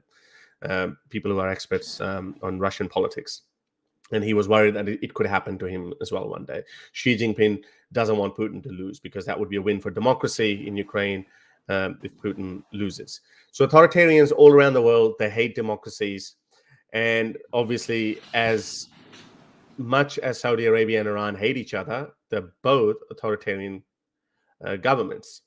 So don't you think that this could be the reason why they're like, okay, maybe, we can't let democracy flourish? Because one outcome of this Iranian revolution could be that Iran becomes a modern progressive democracy because the people of Iran have shown their affinity towards democracy. What do you think? Could that be that? Obviously there would be more nuances in that as well, but could that be one of the reasons as well? But if that is the reason, then how do you explain that? No, actually, I want you to answer that one first. Well, I mean, the main reason is Saudi Arabia doesn't have the time or the patience or the risk capacity to see if this revolution is going to take place or not. And revolutions could take years and sometimes decades, even if they're going to be successful. And we don't, and Saudi Arabia needs economic diversity now. And for it needs investments now. And because it needs investments now, it needs stability now. And Iran being unstable means that they might do more attacks. And you saw what they're capable of with their attacks on Aramco. And nothing stopped them. They just, like, with very cheap drones, they managed to basically make oil not come out of Saudi Arabia for a while, which is devastating, right? Which means investors a lot of nervous, right? So even if you have investors, they're going to buy your shares or invest with a much lower valuations, given the risk that is Iran. So if that risk is not there, there's going to be a lot more demand for Saudi projects now, and that's what they need. Right? So for Saudi, so you're saying for Saudi Arabia, this is a deal with the devil. It's a necessary evil for them. It's so necessary for them, and they can't wait for anything. Then also, yeah, go on. I'll finish your point. Okay, and so here's the thing, though. There's three options for Iran. And the Saudi government, first of all, let's be clear. We're talking about the Saudi government, because for Saudi Arabia, it would be beneficial if Iran turns into a secular democracy, right? Because I'm separating Saudi Arabia from the Saudi government, right? Because if your neighbor is a secular democracy, it will have effects on you. You will have much more normal trade with them, much more stable trades with them. So it's a win-win. But the Saudi government would never want that. That's what I'm saying. They would never want that. Yeah, the Saudi it would be horrible for the. Okay, so there's three options for Iran, and I could tell you which one Saudi wants, right? The current government staying in power, right? They don't want that, but they might have to deal with it. It becoming a secular democracy. They don't want that because the Saudi government has been very allergic to democracies anywhere in North Africa or the Middle East, right? The third option that they probably like the most, and it shows their investments and the people who they support shows that that's what they want, is for the revolution to lead into the collapse of not just the government but the society as a whole, and for Iran to get cut into different pieces. So that's where their investments are going. So they're so the follow-up question to that is, okay, so maybe we don't like these guys. I'm speaking from Saudi's point of view. We don't like these guys, but we need stability, we need investors' confidence, blah blah blah. So therefore, if China gets in and they can somehow mediate and make us friends again, then that's okay. But these two schools of thought are so diametrically opposed to each other. How long do you think that's going to last? I think this is a deal made in hell, because that would never last long. What do you think then? Because you said, when you were reading the article, you said that, this is big and this is like going to have far-reaching consequences. Yes, but I don't have any faith in that. Like, I mean, I think because they hate each other so much, it just cannot last. Okay, so there's two things that puts them. One increases the chance of this lasting, and one decreases, right? If we know from the Saudi side, they very much like Iran. So here's the thing: Saudi Arabia doesn't have any ambitions outside of its borders, right?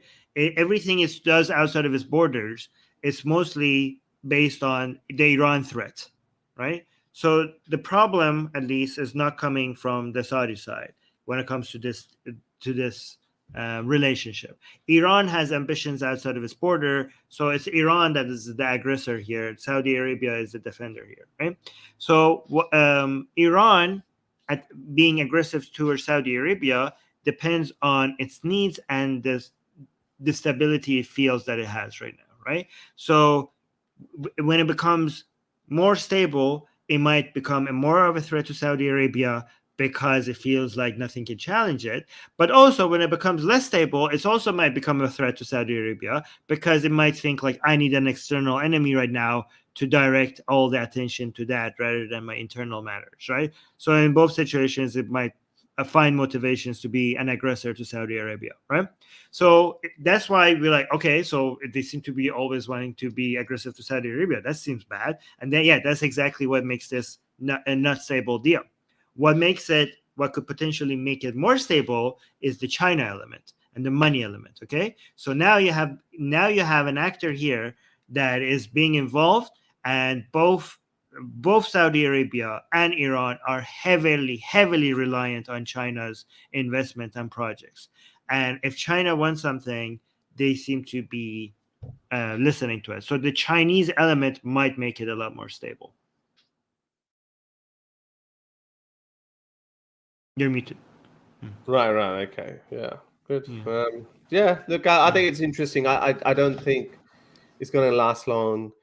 I don't think that could be my bias. You might be liberal right. democracy bias that the West is going to come out on top in this entire thing. The age of dictatorship, authoritarianism, that is going down. Autocracy, I think, to me, that's going down. I don't think some pundits are predicting that China's economy is going to collapse very soon. I don't know how true is that. I'm not the expert of that, but like this whole construction bubble that's burst in China. It will suffer, but it will not collapse. Yeah, but semiconductors. It will have a major. The main prediction is that it will have a major correction, right? But not to the point of collapse. But if that happens, though, because we know that when people suffer economically, they somehow they rebel against the government. So CCP, because it's an authoritarian government, that's what I'm saying. Like the consequences could be far-reaching in that case.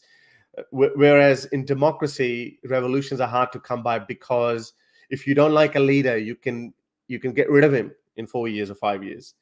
But Xi Jinping has shown all signs that he wants to be a president for life. And, this is the first time we've seen the kind of protest that we've seen in China. It's the first time, in living memory, we've seen that. So if something bad happens to Chinese economy and people suffer, then I think eventually, again, like this could be my biased wish that, who knows, there might be another revolution in China.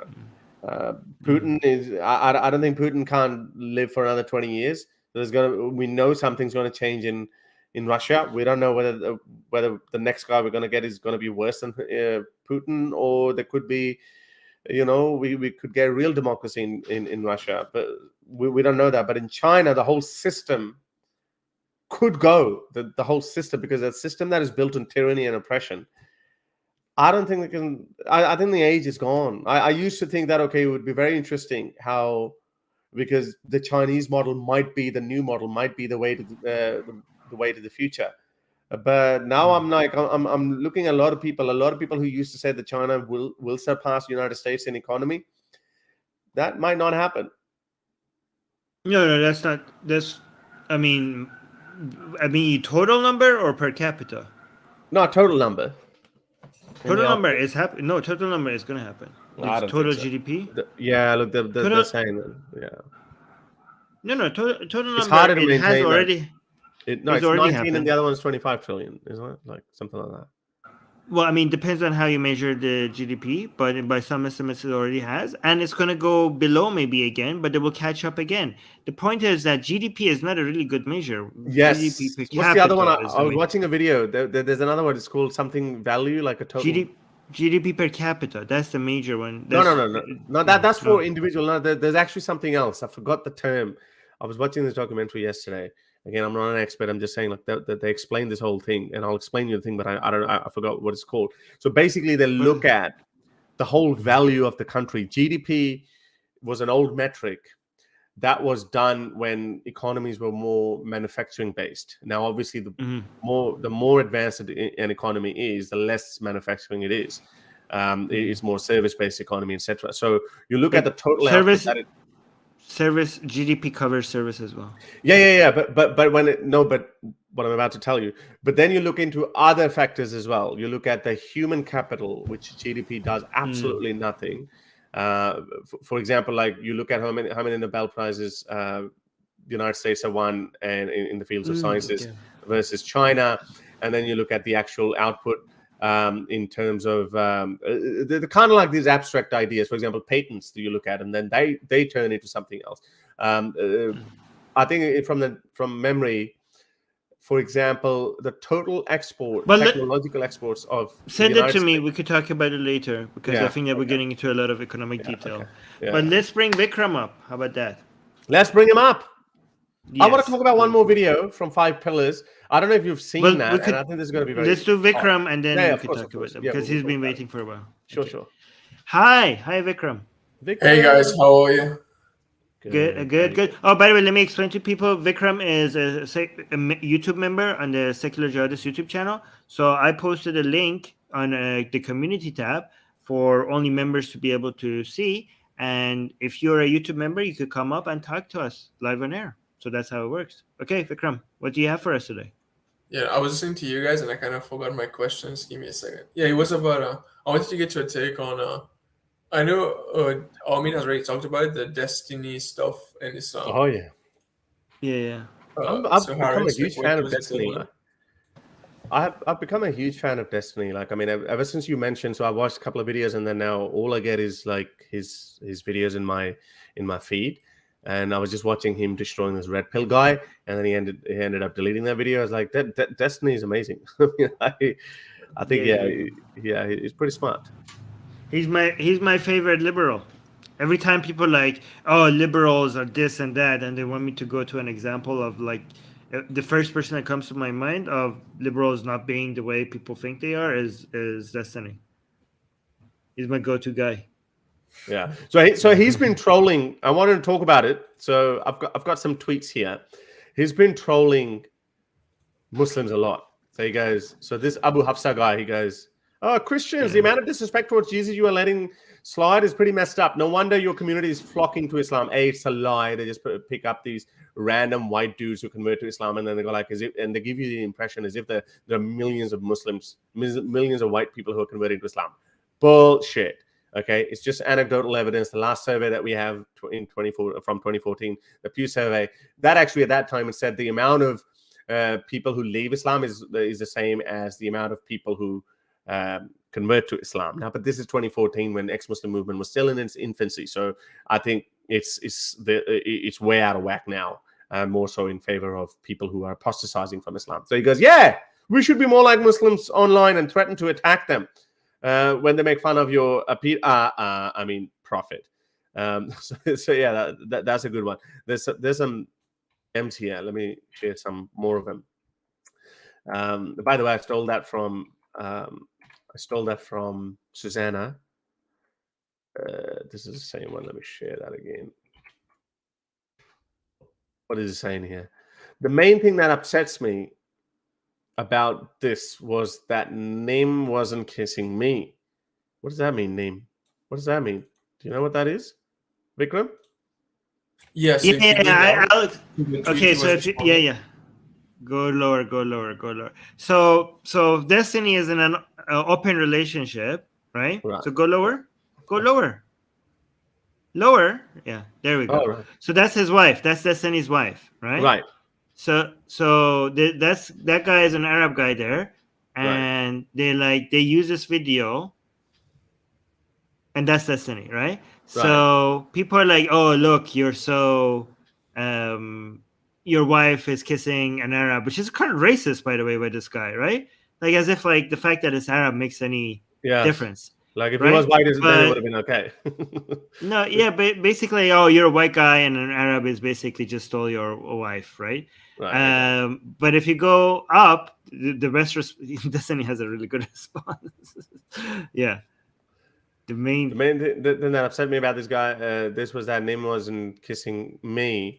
I don't know. Yeah, the guy's name is, the Arab guy's name is like, I'm not upset that he kissed my wife. I'm upset that he didn't kiss me. That's why I'm upset about it. Which is I don't know why you guys think that playing the same. Okay. Yeah, I think it's typical. Yeah, good luck trying to offend someone like Destiny over that. I mean, someone who has openly said that. So then it means it doesn't bother him. So you saying that he's not going to bother you. Yeah, I mean, if he believed that shouldn't happen and then it was happening, then you could probably try to tease him or something. But he's like, yeah, he's the one who voluntarily told you guys that. So obviously he doesn't find that offensive. So gropers are doxing Destiny's address and daring jihadists to kill him. Right, what is this? Yeah, so they're putting so these are far right white nationalists, right? And they are trying to get Muslims to go. They're doxing him. They're putting his address. Oh, wow. And they're trying to get Muslims to go after Destiny because they hate Destiny. Yeah. So basically, are you telling me that? And again, it doesn't surprise me. We say the same thing about Hindu nationalists as well. So now these white nationalists, they're saying that, oh, we're so good, we don't pull the trigger, but here's the gun, go pull the trigger. That's basically what they're doing. So they're just, how are they any better than those Muslims? And how can the white nationalists now criticize Muslims who kill blasphemers? Wait a minute. White nationalists don't criticize Muslims who kill blasphemers. They like it. They like no, but they want to be like Tommy Robinson and all that. They do try to hide behind these modern. No. These are much farther right than Tommy. No, these are much farther right than Tommy Robinson. Okay? So this is why I say we should never call people like Tommy Robinson far right, because they lose that distinction.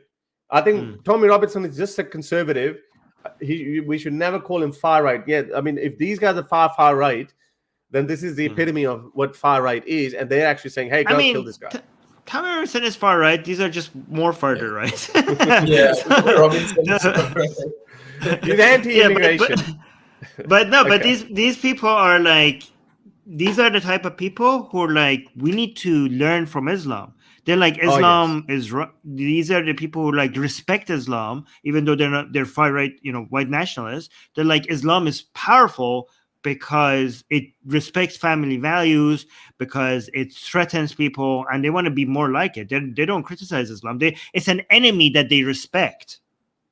Is this the reason why that these and we've always made this point that, look, who is loving these totalitarian Islamic values? Are the white totalitarian wannabes, those guys. Yeah. And this is why this is the reason why a lot of these white people, these these Western white dudes who are converting to Islam, they're more often than not, they believe they belong to this far right world. For example, there's this famous Australian far right white nationalist. He just converted to Islam as well. To which Daniel Hakikachu is pretty upset.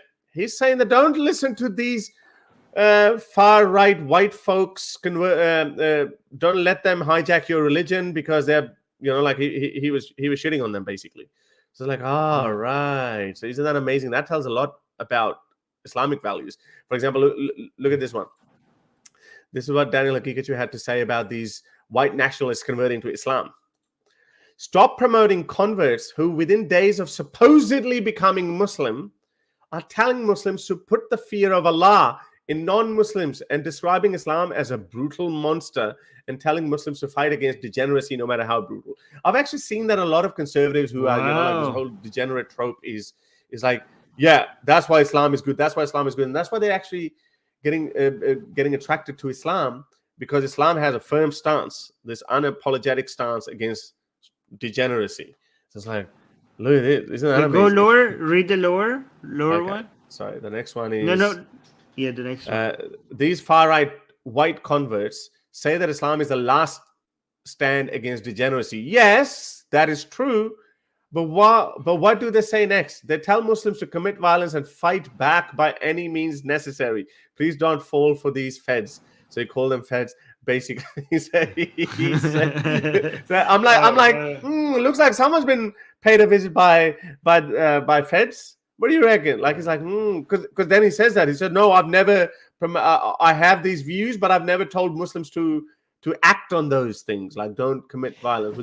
Next thing you know, you're gonna have half of far-right white nationalists converting to Islam and the other half converting to Hindutva, and they're like, yeah, let's go get they're encouraging each other. We always said this. Armin, didn't we say this? We always said this is unholy alliance between the left and the Muslims. It was never going to last. And we can see now, and this is why I wanted to talk about this video that I wanted to share with you. Did you, by the way, see this video of this Muslim TikToker? She got attacked. Let's do that soon, because then let's get Vikram to answer his last question, and because I see Divya is also waiting for us to come up, and also we have a super chat. So let's go through these fast. So a lot of things are happening. Yeah. Okay. Go on. Sorry, you gotta just give me a second. Yeah, I was going to ask about. So I had a question in mind, but then I just forgot. Yeah, it was about. So I feel like regarding Destiny, I feel like he did not really. I don't think he expected to get that level of backlash, because he got I think thousands of death threats. I mean, most of that is probably just nonsense, probably just people who are just saying stuff on Twitter. But I don't think he's ever had that level of backlash from just making jokes on Twitter. Well done. Kudos to him. So first of all, I'd actually say that most of it is BS. I don't think he should get. Not that he would, but I'm just speaking my mind. I don't think anything's going to happen because there are far too many people who actually have made fun of Islam now. So it's not really that big a deal. But yes, you should always be careful. But when Muslims thrive on this, they actually take pride in this fact that, hey, now he's going to be watching over his shoulder for the rest of his life. Yeah, it's a little bit far-fetched now, okay? They've actually lost their teeth as well. These Muslims, even these hardcore Muslims now, they're fighting on Twitter online to defend the honor of their prophet. They've also become kind of like softies. Again, not saying that you should just, be totally complacent about it. But the danger is not there the way it was, let's say, 20 years ago. It's not on that level. People are going to forget about it. The amount of hatred there is for Islam, or the amount of, dunking of Islam that's been taking place for the last few years, it's there's a new cycle. Back in the day, you used to be a marked man like Salman Rushdie. You've said something, that's it, you mark for your life. No, people are going to forget about it. So Destiny, as though, because he's far bigger, internet personality. That's why whatever he's going to do, he's going to receive that in droves. He's going to get this in big chunks, and then he's going to forget about it. It's just water under the bridge. It's going to be forgotten. What do you reckon, Armin? Yeah, and also I think what Vikram said is the reason why he came out and said that he has found a newfound respect for Ex-Muslims. ex-Muslims. Yeah. Yeah. Oh, Divya left. This is why we. Oh, I wanted to see what Divya had to say. Okay. So we have a super chat. Do you want to address that? Give me a second. I just want to. Where did Divya go? I was Yeah. excited to. Yeah, because she was supposed to come today and talk to us about. Oh, here she's back. So let's do Divya first because it seems like she's coming in and out. Divya, are you I there? think she's having an internet connection problem. I think she had a connection problem. Hi, Oh, there we Divya. go. Hi. Yeah, she's having internet. She's frozen. She's I think, frozen. yeah, it's internet problems. Usually we get that from Pakistan. I don't know, Divya. Why are you having these internet problems? Yeah, India is supposed to be a major tech hub, isn't it? No, usually the internet connection India is is pretty good. Yeah. Divya, hello. No, we can't. It's getting more pixely. So Yeah, while maybe we turn your wait for camera off. Divya, Yeah, right. yeah, turn your camera off because that would Give be you better. a little bit more bandwidth. Yeah, so we'll wait for Divya for her connection to get better. But let's address the super chat. Yeah. Hello, Harris. What are your views on Pakistan's condition and what is the way forward? Will it go further right or will embrace progressive policies? Nope, not going to embrace any progressive policies for now. The next government is more unless they kill Imran Khan. I think that's going to be his government, and what he's done. We're not endorsing that. Of course, we're not endorsing. Yeah, we're not endorsing that. But he has real threats on his life. But after that, I think Pakistan is going to go further down when it comes to conservatism and progressive values. But having said that, there is a ray of hope. As I said, like a lot of liberals of Pakistan, like true liberals of Pakistan, like feminists and people who are borderline, they just don't call themselves atheists, but anyone can tell that they are atheists. So there is a bit of a tolerance growing for atheists in Pakistan. By atheists, they can say very liberal things, like they can talk about open marriages, etc. That this is pretty strange happening in a country as conservative as Pakistan. So those liberals, they're going to work hard for the next 10, 20 years, and then we might start seeing something else. But that might be the best way forward unless there's a revolution. But those revolutions never end well. All right, let's ask Divya her question before her internet cuts again. So hi, Divya. I'm gonna head out. Good night, guys. Okay, Vikram, thank you for being here. That was interesting. Okay. Hi, Divya. Her internet's gone again. Oh no. Divya, your internet's Divya, gone. oh yeah, no, yeah. Turn off your cam. That would help. Are you there? Yeah, it must be a really bad connection, Divya. Divya has really good points. She was going to go back and she was going to ask us questions about secularism. How she schooled me. She told me about when the word was added in the Constitution of India in 1977. But then we said that Nehru, one of the founding fathers of India, he was quite explicit that he wanted India to be a secular nation. Did you know that StreamYard has a new feature where the guests can stream their show on their own platforms? No, I didn't know that. Yeah, so you don't have to log in anymore. Great. But they could only stream to 2 places. So you have to log in because you have the 3 places, right? But now I've turned on that feature. So guys, if you guys want to come and if you have a YouTube channel, I made that optional for you guys. So come and talk to us, and you could stream on your channel while you're talking to us at the same time. More motivations to come and talk to us. Amazing. Yeah. All right. I don't know if you've seen this, Armin. Well, again, like we have to show hypocrisy, and then we also have to condemn. We have to call what's wrong, what's right. So I don't know. This one fast because I'm starving. Yeah. We have to. I want your opinion. So I don't know about this lady, but she's become really famous recently. She's very big. Got a huge following on TikTok, but now one of her videos went viral, even by her standards, because she already had she would get views in hundreds of thousands, but now this video went really, really viral. So she said something about trans activist Jeffrey Marsh. So I'm gonna say, to me, I think she made some good points, and I don't think there's anything transphobic in that. I want to hear your views on that too. Okay, guys, it's going to be a bit long. Stop telling trans people that we're inspirational. Stop telling kids to go on your Patreon and chat to you privately without their parents knowing. She's funny. And then a lot of people made stitches of me saying I'm transphobic, I've done a lot of bad stuff.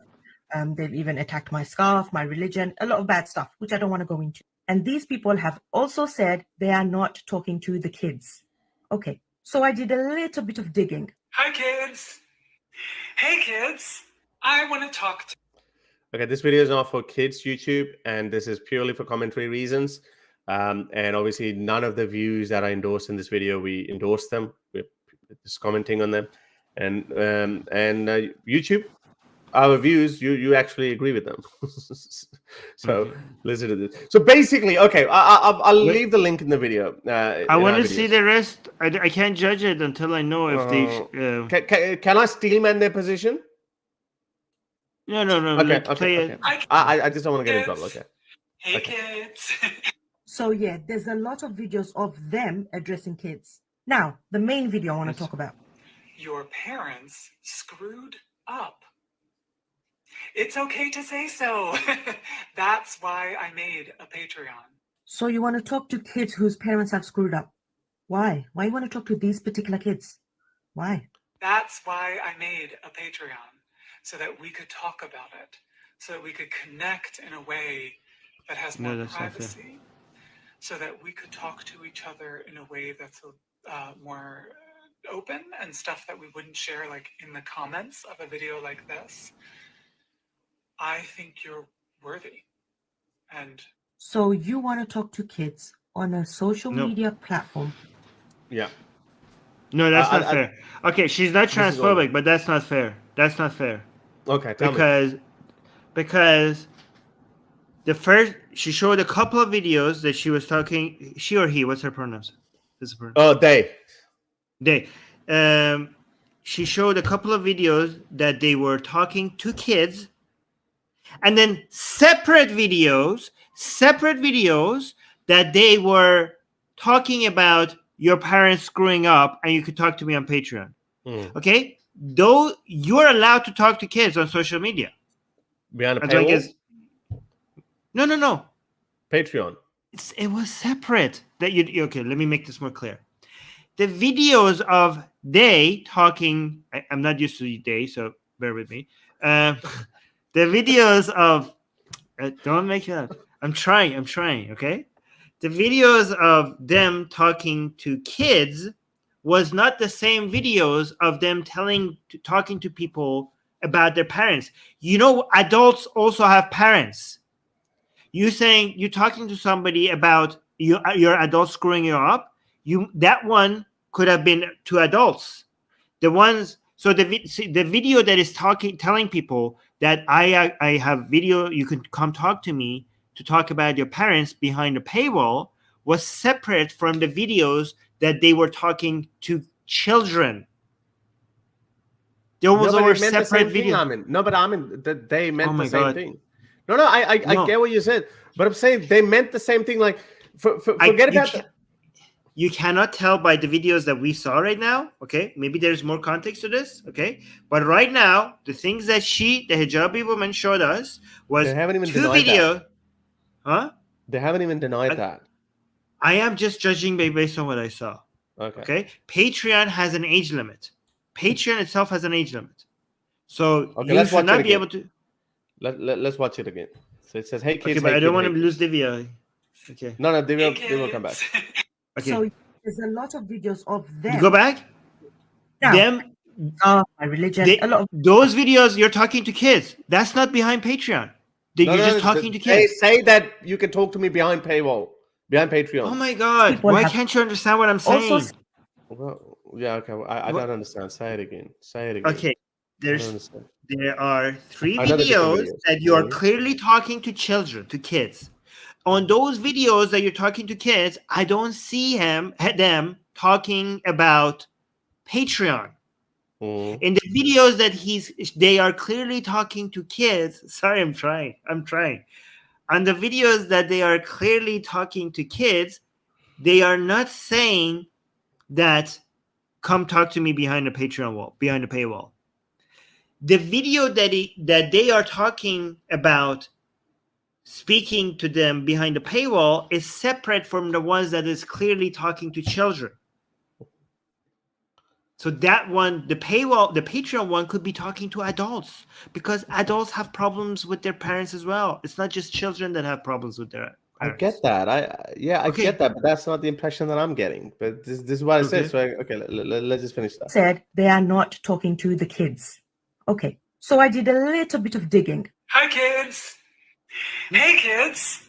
I want to talk to the kids. Hi, kids. Hey, kids. So yeah, there's a lot of videos of them addressing kids. No Patreon. Now, the main No video I want to talk patronage. about. Your parents screwed Look up. the tone change. It's okay to say so. That's why I made a Patreon. So you want to talk to kids whose parents have screwed up? Why? That's not Why fair. You want to talk to these particular kids? It's just saying that I created Patreon so I can talk to your kids. We go back. That's what they said. Main video I want to talk about. Your parents screwed up. It's okay to say so. That's why I made a Patreon. So No kids mentioned. You heard. Your parents messed up. You're talking about the parents then? Grandparents you're talking about again? Adults have parents. Jesus Christ. Okay. So they. There's no are mention of addressing kids. Okay. There's no mention of kids here. What you're accusing her of is like extreme dishonesty. Let's just go with that. I'm not She's guilty of that. accusing her. Oh my God. I'm not. That's- I'm saying based on this She's obviously video, I misrepresenting. can't tell. Obviously, when you gather different clips, okay, your job as an influencer is to paint the correct picture, and you're trying to say, okay, this is, and you're expected to steelman the other person's position. So I'm expecting what she said, what she's telling me is not dishonest, misrepresenting. There's there's point. Okay, so let's just go with that. Hang on a second, Armin. I think you just jump in the gun here. Wait a second. It's okay to say so. That's why I made a Patreon. So you want to talk to kids whose parents have screwed up?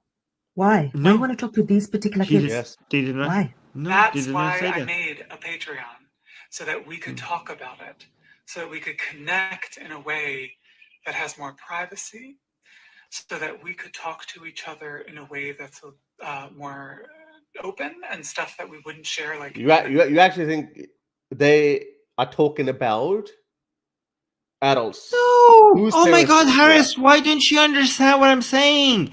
I say I can't tell. I think it's unfair to judge based on what we're saying. I'm not making any claims. I'm just saying you can't tell right now based on what we're well, okay. I think it's I'm gonna go unfair. by. If you No, wanna that's steal not man- unfair. Why would you steelman her when I could steelman them? No, because them haven't even denied this. Them have just said you're transphobic. Them have actually. Hang on. You don't know. Okay, you don't know the context. Then take my point. Okay, take my word for it. That's my point. I'm judging it based on what I'm seeing. Well, then take my word. Okay. Finish the video. comments of a video like this, I think you're worthy. And So you want to talk to kids on a social media platform privately about topics that cannot be talked about in the video of TikTok's comments sections. Because why? Why you want to do that? Why you can't chat about these topics in these comments? Is it because you might get flagged or something? What could be the reason? Could this be one of the reasons? Going no contact with the kids' parents?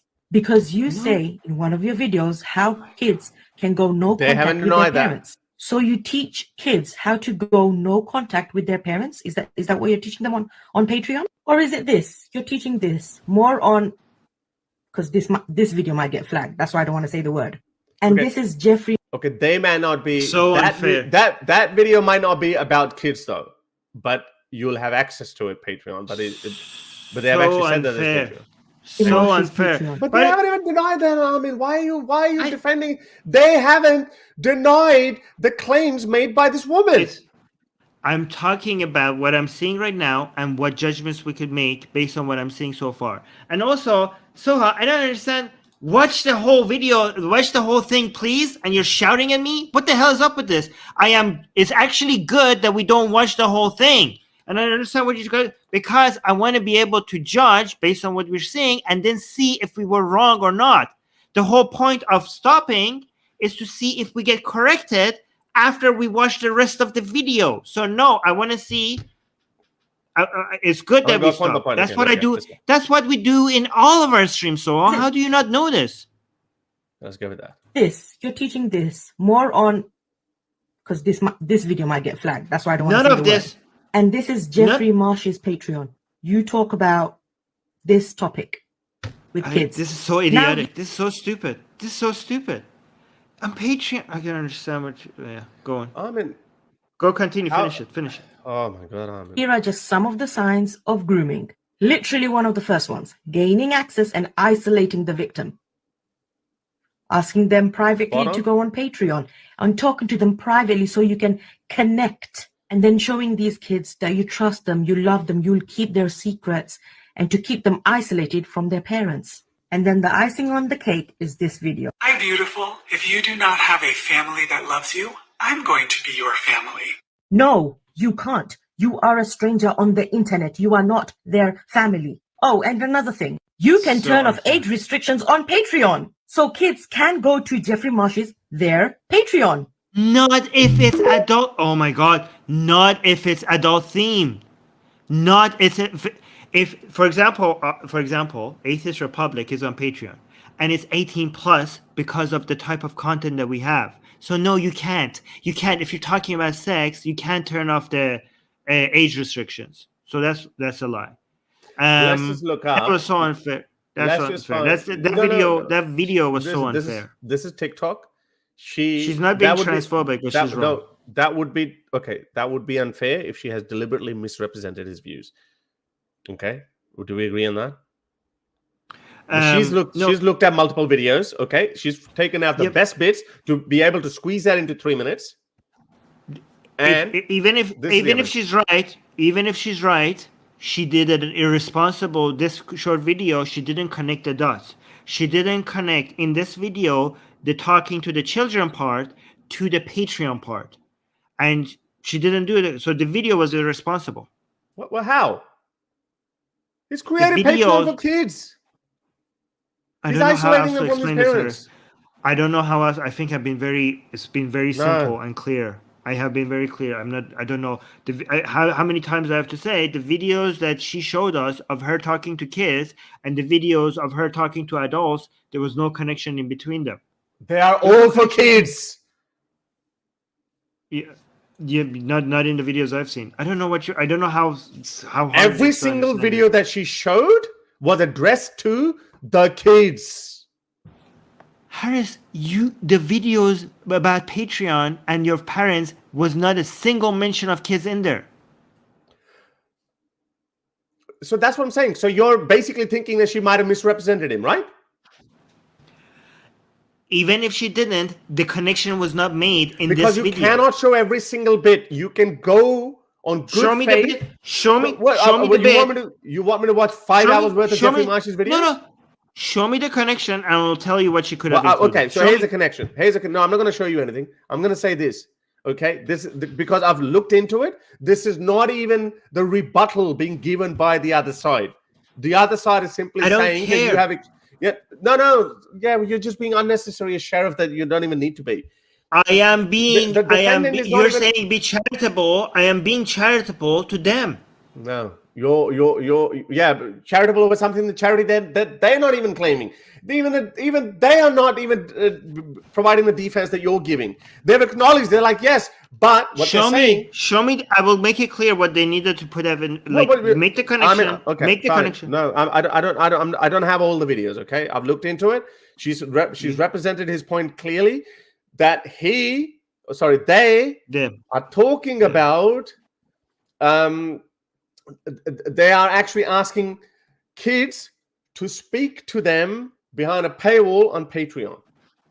That's it. All right. And if that's not a position, then we're obviously guilty of. Then the we're video is guilty of horrible. misrepresenting. Okay. Yeah, the video is horrible then. Because No. based on what I'm saying, she didn't make the connection. That's my point. Anyways, that's I don't want to bad. lose Divya again.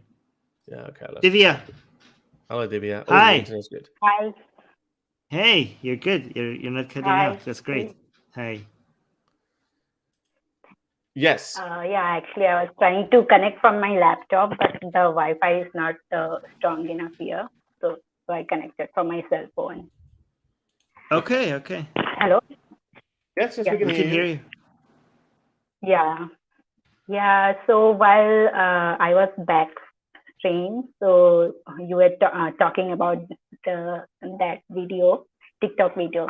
So I remembered something. So since Haris keeps an eye on the Indian subcontinent, so have you heard of Urfi Javed? Who, Javed? Urfi Javed. No. Oh, maybe. Let me look him up. Urfi Javed. Might have. Just give me a second. Oh, yes. Yeah, I had forgotten about it. Yes, I think what was it? She made a controversy a few days ago, didn't she? What did she do? Yeah, She's an actress, by the way. Those of you who don't know. Yeah, she got death threats and REP threats. Oh, by who? General people, because of her dressing sense. Yeah, she's what do they say? I don't want to get in trouble with this. Oh, wait, hang on. Is she Javed Akhtar's daughter? Yeah. Is she Javed Akhtar's daughter? Oh, okay. I didn't know that.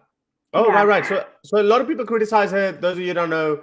So obviously a lot of Muslims are criticizing them. Even though Javed Akhtar, I mean, he has he said that he's an atheist. He said it multiple times. The right-wing Hindu nationalists don't like him, by the way.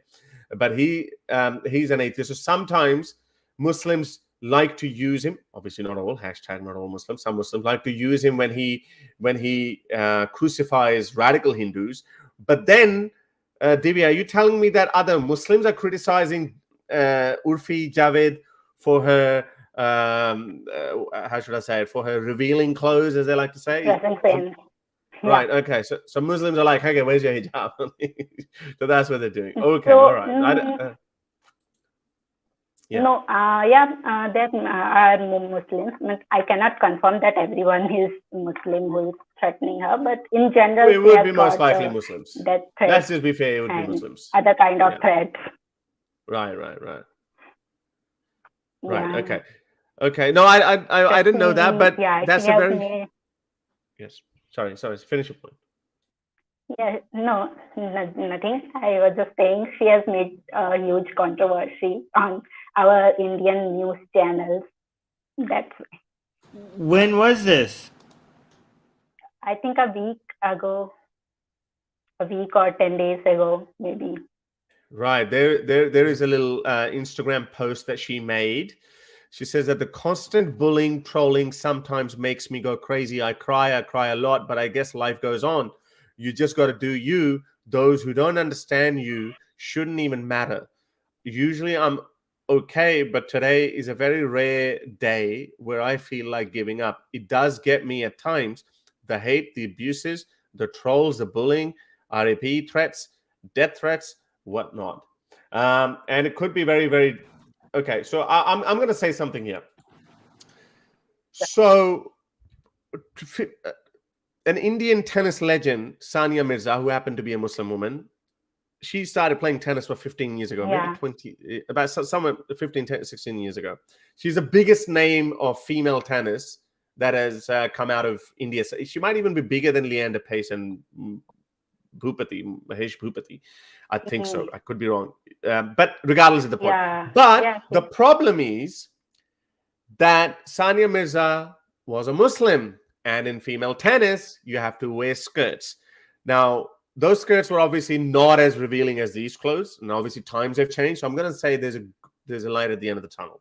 She was criticized a lot, but her parents stood by her. And she said, no, our daughter is going to be she's going to play her tennis, and she had a wonderful career, and she ended up marrying Pakistani cricket player Shoaib Malik, and she recently, a couple of months ago, she retired at the Australian Open. So that was then 15 years ago, but she wrote it out. She battled those Muslim trolls back then. But again, they're probably not even trolls. That's just Muslim mentality that, hey, our girl, how can she wear these kind of clothes? And we've seen some comic outcomes of that when we see some sprinters, Muslim hijabi sprinters wearing full clothes and running, and they're just like 3 seconds late from the finish line. But now Bollywood is a little bit different. So this lady, someone just said that she's a Big Boss host or something, or Big Boss celebrity maybe. So Urfi Javed, daughter of a famous Indian ex-Muslim atheist, winner of Richard Dawkins Award, and she is wearing whatever she wants to wear. She lives in a free secular country called India, where other Indian Hindu Bollywood actresses, they can wear whatever they want. So why can't Urfi Javed wear whatever she wants? So I think she's making a statement, and I know, being a young woman, it must have been very difficult for her. But what she's doing today, just like what Sania Mirza did 15 years ago, that paved the way for Urfi Javed. And now what Urfi Javed is doing today, that is going to pave the way for Muslim girls who are going to be coming into into the workforce in 20 years' time. That's all I'm going to say. I mean, I don't know if you know much about it or you want to have something. No, I have no idea. This is completely outside of my field. Yeah, but okay, yeah, I think, yeah. Okay, Divya, is there anything else you want to add? No, actually, my video is stuck. Can you hear me clearly? Yeah, we can Yeah, hear we you. can hear you. By It's the way, actually better without a camera. Someone just corrected. Someone said Urfi Javed is not Javed Akhtar's daughter. So I don't know why. Yeah, I said that. I read that somewhere, but yeah, okay. So cross that out. She's not Javed Akhtar's daughter, apparently. I don't know anything about it, but I've seen her. I was distracted with her pictures while you were talking. I was just going through her. She's hot. If that makes you a creep, consider me. I'm the mayor of Creeptown. If enjoying a beautiful woman's images makes me a creep, then yeah, creep. Yeah, she's beautiful. Yeah, she's very beautiful. She's very beautiful. Now people are going to say we're objectifying her. We're not objectifying her. Who is this guy? Mumbai man gives Urfi Javed death and RAP threats. Isn't that funny that we can say death but not RAP? Yeah, that's crazy. Okay. All right. Did you have anything else you want to add? We can move on. Yeah, I actually wanted to talk about another case. Do you know about Ajmer Dargah case? What in happened? Rajasthan? Tell me more about it. It was in 1990s. Ajmer Dargah RAP case, and you can search it. What was the woman's on name? Google Was that it, Bano? actually. Was that Bano? What? No, not that case. No, that is a different case totally. That is actually a very famous dargah in Rajasthan, in Ajmer, Rajasthan. So the caretakers of dargah, basically they are called muftis, I think. In 90s, it is there was a huge sex scandal there. A lot of girls, teenage girls who are going yes. They were reading that. There's a Wikipedia article on that. Yeah, someone briefly talked about it in one of my Urdu shows. Yes. So the scandal involved young girls. The news of the scandal broke after a local paper published some images and a story about school students being blackmailed by local gangs, etc. And I think they turned out to be some Muslim people. Is that correct? 5 accused were. They were all Muslims. There were 5 convictions. I think this is what you're talking about. Yeah. Okay. Well, yeah. Right. What about Shabano case? What do you think about that? Shaban. Well, I don't think. I think whatever they have done. It is, guys, these are too specific. I don't know. A lot of our audience will know what we're talking about. So I think so. I'll just wrap it up. So Divya basically was trying to highlight bad Muslims behaving badly. So, and obviously, as we like to talk about it, and we do talk about it, and this is why I specifically asked, what about Shah Banu case? So Shah Banu was an infamous case where a Muslim woman was gang raped by a lot of by some Hindu men, and then she was recently those guys were recently acquitted, and even some of the most hawkish, radical, right-leaning, right-wing Hindus said that what the hell is this? This is not the India that we want to create for our future generations, such as Arnab Goswami. When the men who raped her, when they were acquitted, some people garlanded them, and they're like, hey, like you guys are a hero because you did that. So that woman was just a Muslim woman. So a lot of Muslims were angry and upset about it. And I think you have a right to be angry and upset about it, that someone who rapes a Muslim woman and those guys are paraded as heroes. I mean, they got acquitted after a few years, like I don't know, maybe 10 years or something. But that was heavily criticized as well. So India is a melting pot of different ethnicities, and it's a huge country, and there are these problems. So I think, Divya, what I'm guessing from you is that you're trying to highlight these problems that we do talk about all the time, but I think it makes more sense that if we keep it balanced and we try to show the whole picture. So this is why I spoke about Shah Banu case. Have the last word, so we need to move on. We need to end the stream. I'm going to die soon. Yes. No, actually, the reason that why I highlighted that case, because it's not been still completely, the perpetrators have not been yet completely punished, and they are still continuing in that dargah, and but there are 5 convictions, though. I'm just looking at it. So there are 5 convictions, though. I don't know if there's more on that. So that's again, it's a law and order issue. So they should be punished. They should be brought,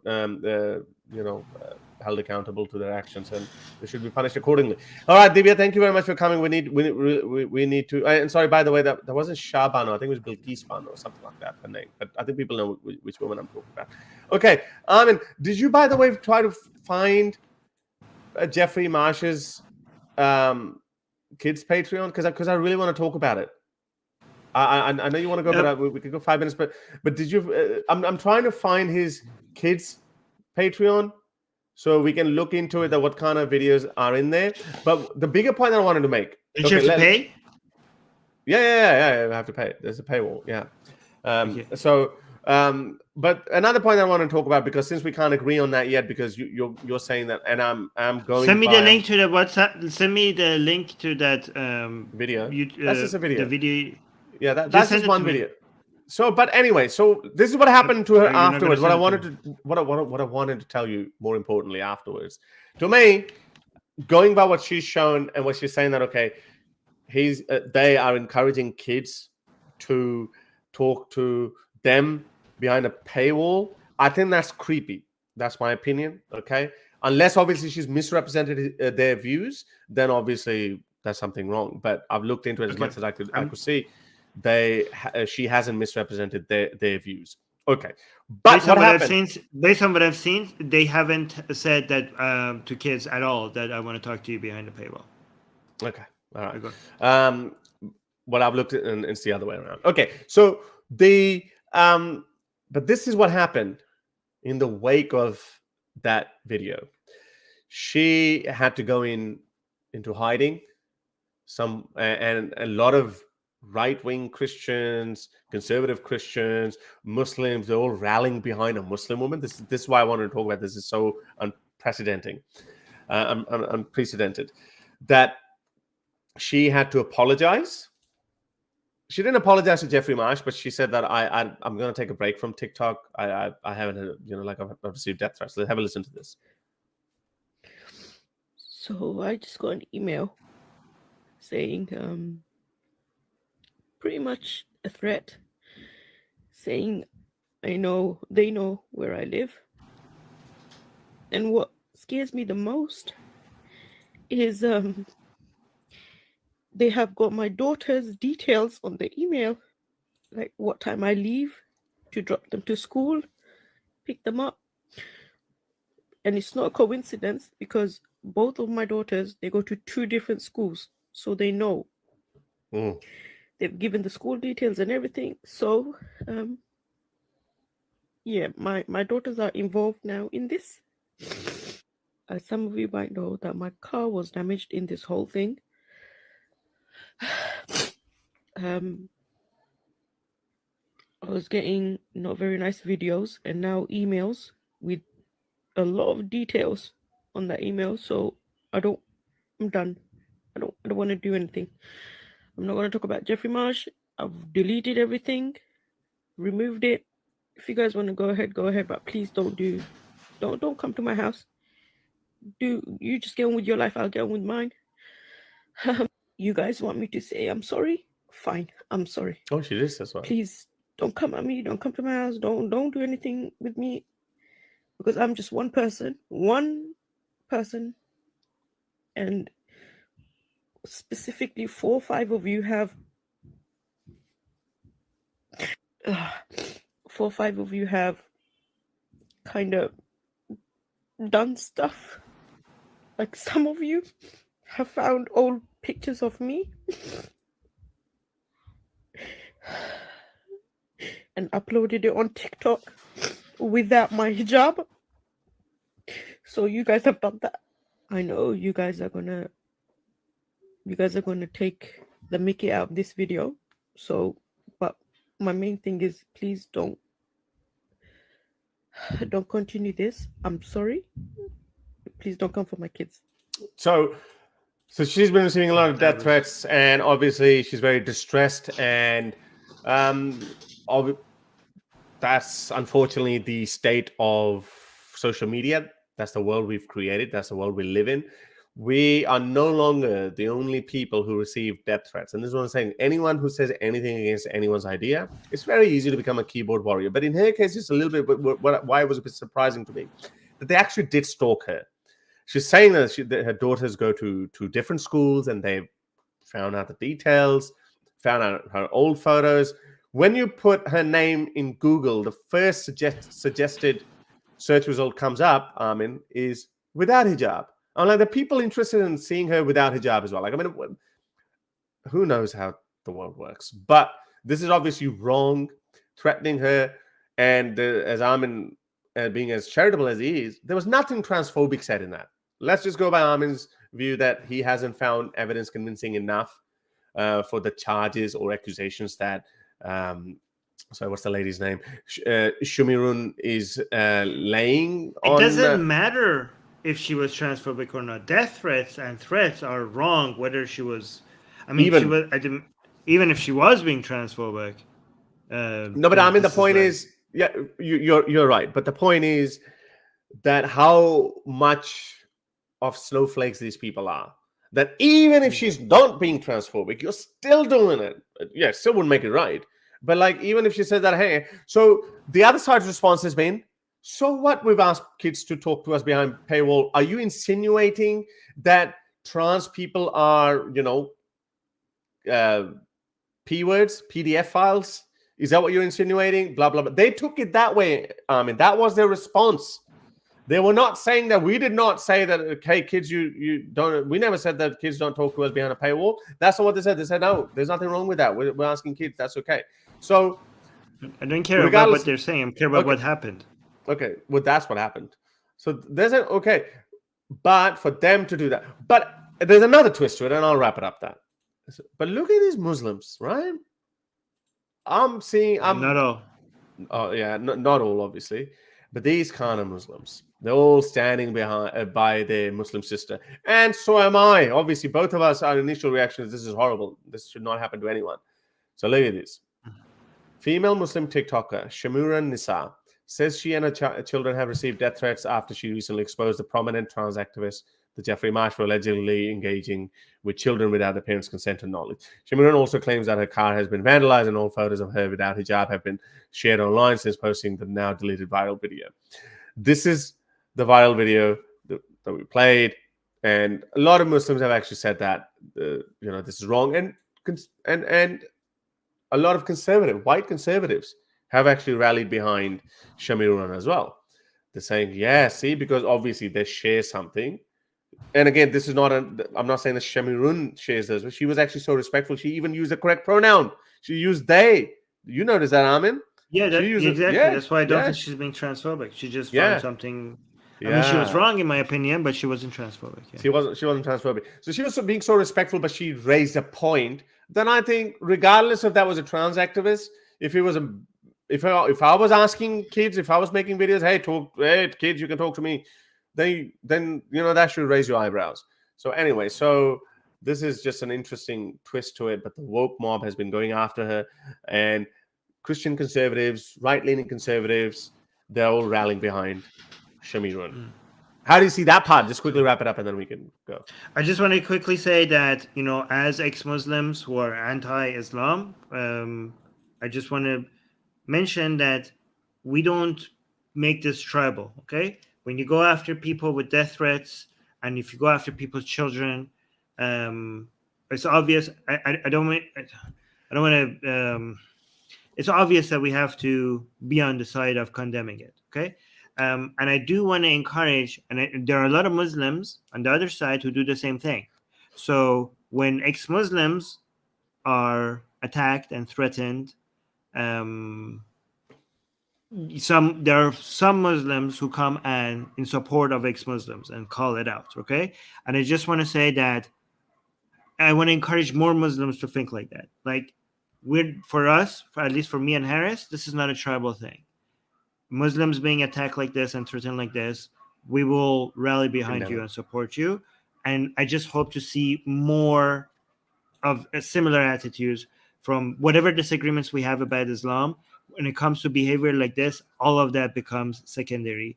We have to be against violence. We have to be against threats, no matter what side of this ideological line we are, right? So Muslims who come out and call out any threats against ex-Muslims or liberals or whatever, we see you, we thank you, and I hope more Muslims end up having that attitude as well. Good. Joanna responded to that tweet as well. So I don't believe Shumirrun said anything hateful. But so Joanna said, 100% agree.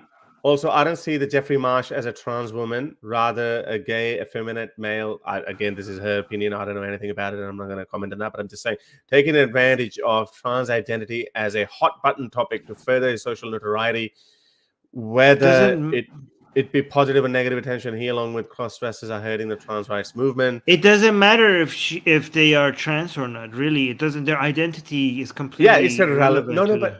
I mean, but this is in response to the attack that they've launched on her. They've simply said, "You're transphobic. You're accusing trans people." That's why. You don't have to be trans for somebody to attack you for transphobia. Okay, even if that person is not trans, you could be seen as trans, and your attack on them could be transphobic. So again, that person being trans or not is irrelevant. No, but I'm saying that's the part that I'm not criticizing you. I'm criticizing. I'm talking again with Joanna. Yeah, Joanna. Well, I'm saying even Joanna, she's actually responding to that part as well, because everyone's focused on the accusation of transphobia that's been leveled against Shumirrun. But anyway, but I'm just noting that you could still be transphobic even if your target is not trans person, because you just see them as trans. Yeah. Of course.